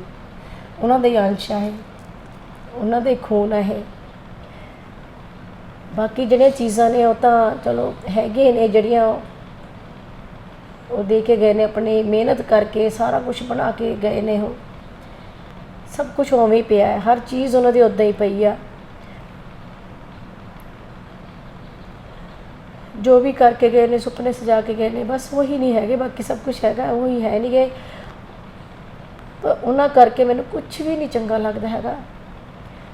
ਸਿਰਫ ਜਦੋਂ ਮੇਰੀ ਜੀਣ ਦੀ ਇੱਛਾ ਪੈਦਾ ਹੁੰਦੀ ਹੈ ਅੰਦਰ ਵੀ ਹਾਂ ਠੀਕ ਹੈ, ਮੈਂ ਆਪਣੇ ਆਪ ਨੂੰ ਸੈੱਟ ਰੱਖਣਾ ਹੈ, ਉਸ ਨਹੀਂ ਹੈ ਜੀ। ਇਹੀ ਅਨਮੋਲ ਤੋਹਫਾ ਹੈ ਸਰਦੂਲ ਦਾ ਮੇਰੇ ਵਾਸਤੇ। ਲੇਕਿਨ ਮੈਮ, ਆਲਾਪ ਔਰ ਸਾਰੰਗ ਬਹੁਤ ਮਿਹਨਤ ਕਰ ਰਹੇ ਨੇ ਔਰ ਦਿਨ ਰਾਤ, ਜਿੱਦਾਂ ਕਿ ਤੁਸੀਂ ਦੱਸਿਆ ਕਿ ਉਹ ਸਟਰਗਲ ਕਰ ਰਹੇ ਨੇ। ਆਲਾਪ ਤੇ ਬਹੁਤ ਅੱਛਾ ਖਾਣਾ ਵੀ ਬਣਾਉਂਦੇ ਨੇ, ਹੈ ਨਾ? ਬਹੁਤ ਅੱਛੇ ਸਨੈਕਸ ਬਣਾਉਂਦੇ ਨੇ। ਸੋ ਬਾਹਰ ਬਹੁਤ ਸੋਹਣਾ ਗਾਰਡਨ ਤੁਸੀਂ ਬਣਾਇਆ ਹੋਇਆ ਜਿੱਥੇ ਤੁਸੀਂ ਤੇ ਸਰਦੂਲ ਜੀ ਬਹਿੰਦੇ ਸੀ ਔਰ ਆਲਾਪ ਤੁਹਾਨੂੰ ਵੱਖਰੀ ਰੈਸਿਪੀਜ਼ ਬਣਾ ਕੇ ਖਿਲਾਉਂਦੇ ਸੀ। ਸੋ ਅੱਜ ਜਦੋਂ ਉਸ ਪਾਰਕ ਦੇ ਵਿੱਚ ਤੁਸੀਂ ਟਹਿਲਦੇ ਹੋ, ਆਮ ਸ਼ੋਰ ਤੁਸੀਂ ਮਿੱਠੀਆਂ ਯਾਦਾਂ ਨੂੰ ਯਾਦ ਕਰ ਮੁਸਕਰਾਉਂਦੇ ਹੋਵੋਗੇ, ਕਿਤੇ ਨਾ ਕਿਤੇ ਖੁਸ਼ੀ ਮਿਲਦੀ ਹੋਏਗੀ ਕਿ ਹਾਂ ਉਹ ਪਲ ਵੀ ਸੀ। ਕੋਈ ਟਾਈਮ ਇੱਦਾਂ ਦਾ ਹੁੰਦਾ ਹੀ ਨਹੀਂ ਹੈਗਾ ਨਾ ਜਦੋਂ ਮੈਂ ਉਹਦੀ ਯਾਦ ਤੋਂ ਬਾਹਰ ਹੋਵਾਂ। ਮੇਰੇ ਲਈ ਤਾਂ ਇੱਕ ਬੰਦਗੀ ਬਣ ਗਿਆ ਸਰਦੂਲ। ਮੇਰਾ ਹਸਬੈਂਡ ਵੀ ਸੀ, ਮੇਰਾ ਪ੍ਰੇਮੀ ਵੀ ਸੀ, ਮੇਰਾ ਮੁਰਸ਼ਦ ਵੀ ਸੀ। ਤੇ ਜਿਸ ਤਰ੍ਹਾਂ ਇੱਕ ਮੁਰਸ਼ਦ ਲਈ ਇੱਕ ਮੁਰੀਦ ਬੈਠ ਕੇ ਭਗਤੀ ਕਰਦਾ ਹੈ, ਉਹਦੇ ਖਿਆਲਾਂ 'ਚ ਖੋਇਆ ਰਹਿੰਦਾ ਹੈ, ਉਹਦਾ ਧਿਆਨ ਕਰਦਾ ਹੈ, ਹਰ ਪਲ ਮੈਂ ਉਹਦੇ ਧਿਆਨ 'ਚ ਰਹਿੰਦੀ ਹਾਂ। ਕੋਈ ਟਾਈਮ ਇੱਦਾਂ ਦਾ ਨਹੀਂ ਹੁੰਦਾ ਹੈਗਾ ਵੀ ਮੈਂ ਉਹਦੇ ਧਿਆਨ ਤੋਂ ਬਾਹਰ ਹੋਵਾਂ। ਗਾਰਡਨ 'ਚ ਘੁੰਮਦੀਆਂ ਤਾਂ ਉਹ ਯਾਦਾਂ, ਅੰਦਰ ਬੈਠਦੀਆਂ ਥਾਵਾਂ 'ਤੇ ਬੈਠਦੀਆਂ, ਇੱਥੇ ਮਹਿਫਲਾਂ ਲੱਗਦੀਆਂ ਹੁੰਦੀਆਂ ਸੀ। ਇਸ ਡਰਾਇੰਗ ਰੂਮ ਦੇ ਵਿੱਚ ਬਹੁਤ ਸਾਰੇ ਕਲਾਕਾਰ, ਉਹਦੇ ਫਰੈਂਡ ਸਰਕਲ, ਬਾਹਰੋਂ ਜਿੰਨੇ ਵੀ ਅਬਰੋਡ ਦੇ ਵਿੱਚ ਉਹਨਾਂ ਦੇ ਜਿੰਨੇ ਵੀ ਦੋਸਤ ਮਿੱਤਰ ਆ, ਉਹ ਸਾਰੇ ਆਉਂਦੇ ਹੁੰਦੇ ਸੀ। ਇੱਥੇ ਮਹਿਫਲਾਂ ਲੱਗਦੀਆਂ ਹੁੰਦੀਆਂ ਸੀਗੀਆਂ, ਇੱਥੇ ਬੈਠਦੀਆਂ ਤਾਂ ਉਹ ਸਾਰੀਆਂ ਚੀਜ਼ਾਂ ਯਾਦ ਆਉਂਦੀਆਂ ਨੇ। ਕਿਚਨ 'ਚ ਜਾਂਦੀਆਂ, ਕਿਚਨ ਦੇ ਵਿੱਚ ਵੀ ਉਹ ਯਾਦਾਂ ਨੇ। ਅਤੇ ਹਰ ਥਾਂ 'ਤੇ ਕੋਈ ਹੈ ਨਹੀਂ ਜਗ੍ਹਾ, ਬਾਹਰ ਅੰਦਰ ਕਿਤੇ ਵੀ ਜਾਂਦੀ ਹਾਂ ਉਹਨਾਂ ਦੀਆਂ ਯਾਦਾਂ ਨੇ। ਦਿਨ ਦੇ ਜਦੋਂ ਮੈਂ ਜਾਗਦੀ ਹਾਂ ਤਾਂ ਉਹਨਾਂ ਦੀ ਯਾਦਾਂ, ਸੋ ਜਾਂਦੀ ਹਾਂ ਫਿਰ ਉਹ ਸੁਪਨਿਆਂ 'ਚ ਆਉਂਦੇ ਨੇ। ਮੇਰਾ ਇੱਕ ਗਾਣਾ ਸੀਗਾ, ਮੈਨੂੰ ਨਹੀਂ ਸੀ ਲੱਗਦਾ ਵੀ ਇਹ ਗਾਣਾ ਮੇਰੇ 'ਤੇ ਇੱਦਾਂ ਢੁੱਕ ਜੂਗਾ, ਇਹ ਇੱਕ ਸੱਚਾਈ ਬਣ ਜੂਗਾ। ਬਹੁਤ ਦੇਰ ਪਹਿਲਾਂ ਮੈਂ ਬਚਪਨ 'ਚ ਗਾਣਾ ਗਾਇਆ ਸੀ ਦੀਦਾਰ ਸੰਧੂ ਜੀ ਦਾ, ਜ਼ਰਾ ਛੇਤੀ ਕੰਮ ਨਿਬੇੜ ਮਾਏ ਮੈਂ ਸੋਣਾ ਨਹੀਂ, ਮੈਨੂੰ ਅੱਜ ਸੁਪਨੇ ਵਿੱਚ ਮਿਲਣ ਮਾਹੀ ਨੇ ਆਉਣਾ ਨਹੀਂ। ਅਤੇ ਬਸ ਉਹ ਸੁਪਨਿਆਂ 'ਚ ਮਿਲਣ ਆਉਂਦੇ ਨੇ ਮੈਨੂੰ। ਜਦੋਂ ਮੈਂ ਸਵੇਰੇ ਉੱਠਦੀ ਹਾਂ ਸੁਪਨੇ 'ਚ ਇੱਦਾਂ ਲੱਗਦਾ ਵੀ ਇਹ ਸਾਰਾ ਕੁਝ ਝੂਠ ਸੀ ਜੋ ਹੋਇਆ, ਵੀ ਇਹ ਸੱਚ ਆ, ਸੁਪਨਾ ਜਿਹੜਾ ਸੱਚ ਆ। ਰੋਜ਼ ਸੁਪਨੇ 'ਚ ਆਉਂਦੇ ਨੇ, ਹੱਸਦੇ ਆ, ਬਹਿੰਦੇ ਆ, ਮੈਨੂੰ ਲੱਗਦਾ ਵੀ ਹਾਂ ਮੈਂ ਉਹਨਾਂ ਨੂੰ ਕਹਿੰਦੀ ਹਾਂ ਸੁਪਨੇ 'ਚ ਵੀ ਹਾਏ ਰੱਬਾ, ਮੈਂ ਕਿਹਾ ਤਾਂ ਸੁਪਨਾ ਇੰਨਾ ਭੈੜਾ ਸੀਗਾ ਵੀ ਤੁਹਾਨੂੰ ਇੱਦਾਂ ਹੋ ਗਿਆ ਸੀਗਾ ਵੀ ਹੁਣ ਨਾ, ਮੈਂ ਕਿਹਾ ਤੁਸੀਂ ਮੇਰੇ ਕੋਲੋਂ ਜਾਇਓ। ਤੇ ਹੱਸਦੀ ਆ, ਗੱਲ ਕਰਦੇ ਪੂਰੀ ਰਾਤ, ਜਿੰਨੀ ਦੇਰ ਸੋਨੀ ਇੱਦਾਂ ਨਿਕਲ, ਜਦੋਂ ਸਵੇਰ ਅੱਖ ਖੁੱਲ੍ਹਦੀ ਆ ਫਿਰ ਜੋ ਦੇਖਦੀ ਆ ਵੀ ਨਹੀਂ ਆਹ ਸੁਪਨਾ ਸੀਗਾ ਜਿਹਦੇ ਵਿੱਚੋਂ ਮੈਂ ਉੱਠੀ ਹਾਂ, ਵੀ ਉਹ ਤਾਂ ਹੈ ਹੀ ਨਹੀਂ ਗੇ ਨਾ, ਉਹਨਾਂ ਨੇ ਕਦੇ ਆਉਣਾ ਹੈ ਤਾਂ ਚਲੇ ਗਏ, ਹੁਣ ਸਾਡਾ ਲਈ ਵਜੂਦ ਖਤਮ ਹੋ ਗਿਆ, ਬਸ ਰੂਹ ਰਹਿ ਗਈ। ਰੂਹ ਕਿੱਥੇ ਹੈ ਹੁਣ ਪਤਾ ਹੀ ਨਹੀਂ ਹੈਗਾ। ਕਦੇ ਮੈਨੂੰ ਇੱਦਾਂ ਲੱਗਦਾ ਕਿ ਮੈਂ ਇੰਨੀ ਕੁ ਜ਼ਿਆਦਾ ਸਾਧਨਾ ਕਰਾਂ ਕਿ ਮੈਂ ਉਸ ਰੂਹ ਤੱਕ ਮੈਂ ਕੰਟੈਕਟ ਕਰ ਲਵਾਂ, ਉਸ ਰੂਹ ਦੇ ਨਾਲ ਗੱਲ ਕਰਾਂ, ਜਿੱਥੇ ਵੀ ਕਿਤੇ ਉਹ ਰੂਹ ਹੈਗੀ ਆ ਮੈਨੂੰ ਪਤਾ ਲੱਗ ਜਾਵੇ ਕਿੱਥੇ, ਮੈਂ ਗੱਲਾਂ ਕਰਾਂ ਉਸ ਰੂਹ ਦੇ ਨਾਲ।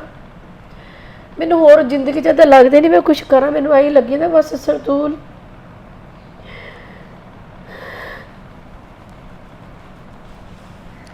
ਬਸ ਮੈਮ ਤੁਸੀਂ ਸੰਭਾਲੋ ਆਪਣੇ ਆਪ ਨੂੰ। ਉਸ ਤੋਂ ਬਿਨਾਂ ਮੈਨੂੰ ਕੁਛ ਨਹੀਂ ਸੁੱਝਦਾ ਹੀ ਨਹੀਂ ਹੈਗਾ ਵੀ ਮੈਂ ਐਂ ਲੱਗਦਾ ਵੀ ਬਸ ਉਹ ਕਿਤੋਂ ਆ ਜਾਵੇ, ਬਸ ਕਿਤੋਂ ਆ ਜਾਵੇ। ਮੈਨੂੰ ਐਂ ਲੱਗਦਾ ਵੀ ਜਿੰਨੇ ਸੈਡ ਸੌਂਗ ਗਾ ਕੇ ਗਏ ਨੇ ਉਹ ਸਾਰੇ ਮੇਰੇ ਵਾਸਤੇ ਗਾ ਕੇ ਗਏ ਨੇ, ਵੀ ਤੂੰ ਸੁਣੀ ਜਾਈ ਪਿੱਛੇ ਬੈਠ ਕੇ ਇਕੱਲੀ।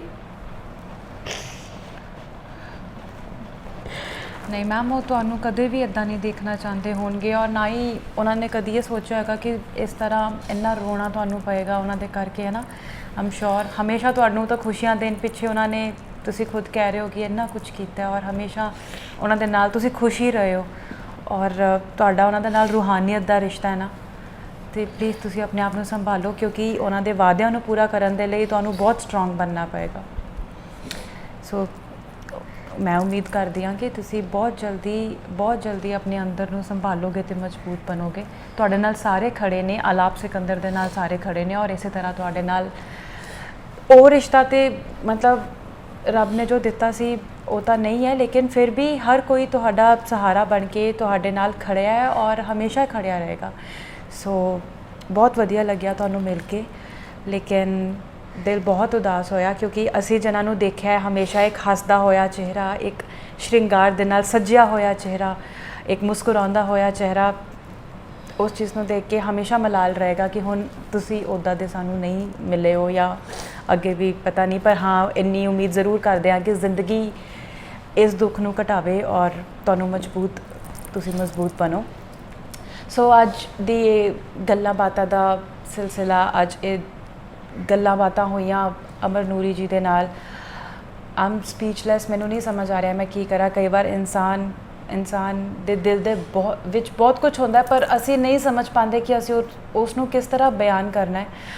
ਇਹ ਦਰਦ ਬਹੁਤ ਵੱਡਾ ਦਰਦ ਹੈ, ਔਰ ਇਹ ਦਰਦ ਇਹਨਾਂ ਲਈ ਤਾਂ ਹੈ ਹੀ ਹੈ ਕਿਉਂਕਿ ਇਹਨਾਂ ਦੇ ਤਾਂ ਹਮਸਫਰ ਸੀ, ਇਹਨਾਂ ਦੇ ਦੋਸਤ ਸੀ, ਇਹਨਾਂ ਦੀ ਰੂਹ 'ਚ ਘਰ ਕਰ ਚੁੱਕੇ ਸੀਗੇ ਸਰਦੂਲ ਜੀ, ਔਰ ਇਹਨਾਂ ਨੇ ਕਿਹਾ ਹੈ ਕਿ ਮਰਦੇ ਦਮ ਤੱਕ ਉਹ ਨਾਲ ਹੀ ਰਹਿਣਗੇ। ਸੋ ਸਾਡਾ ਰਿਸ਼ਤਾ ਵੀ ਉਹਨਾਂ ਦੇ ਨਾਲ ਉਵੇਂ ਹੀ ਸੀਗਾ। ਉਹਨਾਂ ਦੇ ਗੀਤ, ਉਹਨਾਂ ਦੇ ਸੰਗੀਤ, ਉਹਨਾਂ ਦਾ ਵਜੂਦ ਸਾਡੇ ਸਾਰਿਆਂ ਦੇ ਦਿਲਾਂ ਦੇ ਵਿੱਚ ਤਾ ਉਮਰ ਇਸੇ ਤਰ੍ਹਾਂ ਅਮਰ ਰਹੇਗਾ। ਤੁਸੀਂ ਵੀ ਉਹਨਾਂ ਨੂੰ ਬਹੁਤ ਪਿਆਰ ਕਰਦੇ ਹੋ, ਆਲਾਪ ਨੂੰ ਔਰ ਸਾਰੰਗ ਨੂੰ ਸਪੋਰਟ ਕਰੋ, ਸੋ ਦੈਟ ਉਹ ਆਪਣੇ ਫਾਦਰ ਵਾਂਗੂ, ਆਪਣੇ ਪਿਤਾ ਵਾਂਗੂ, ਸਰਦੂਲ ਜੀ ਵਾਂਗੂ ਇੱਕ ਅੱਛਾ ਨਾਮ ਬਣਾ ਪਾਉਣ, ਔਰ ਇਹਨਾਂ ਨੂੰ ਸਕੂਨ ਮਿਲ ਸਕੇ ਉਹਨਾਂ ਨੂੰ ਦੇਖ ਕੇ, ਜੋ ਕਿ ਇਹਨਾਂ ਦਾ ਸੁਪਨਾ ਹੈ, ਜੋ ਕਿ ਸਰਦੂਲ ਜੀ ਦਾ ਸੁਪਨਾ ਹੈ। ਸੋ ਉਹਨਾਂ ਦੇ ਸੁਪਨੇ ਨੂੰ ਹੀ ਪੂਰਾ ਕਰਨ ਦੇ ਲਈ ਹਮੇਸ਼ਾ ਸਪੋਰਟ ਕਰਦੇ ਰਹੋ। ਵੇਖਦੇ ਰਹੋ ਸਨੇ ਪੰਜਾਬੀ। ਦਿਓ ਇਜਾਜ਼ਤ, ਸਤਿ ਸ਼੍ਰੀ ਅਕਾਲ।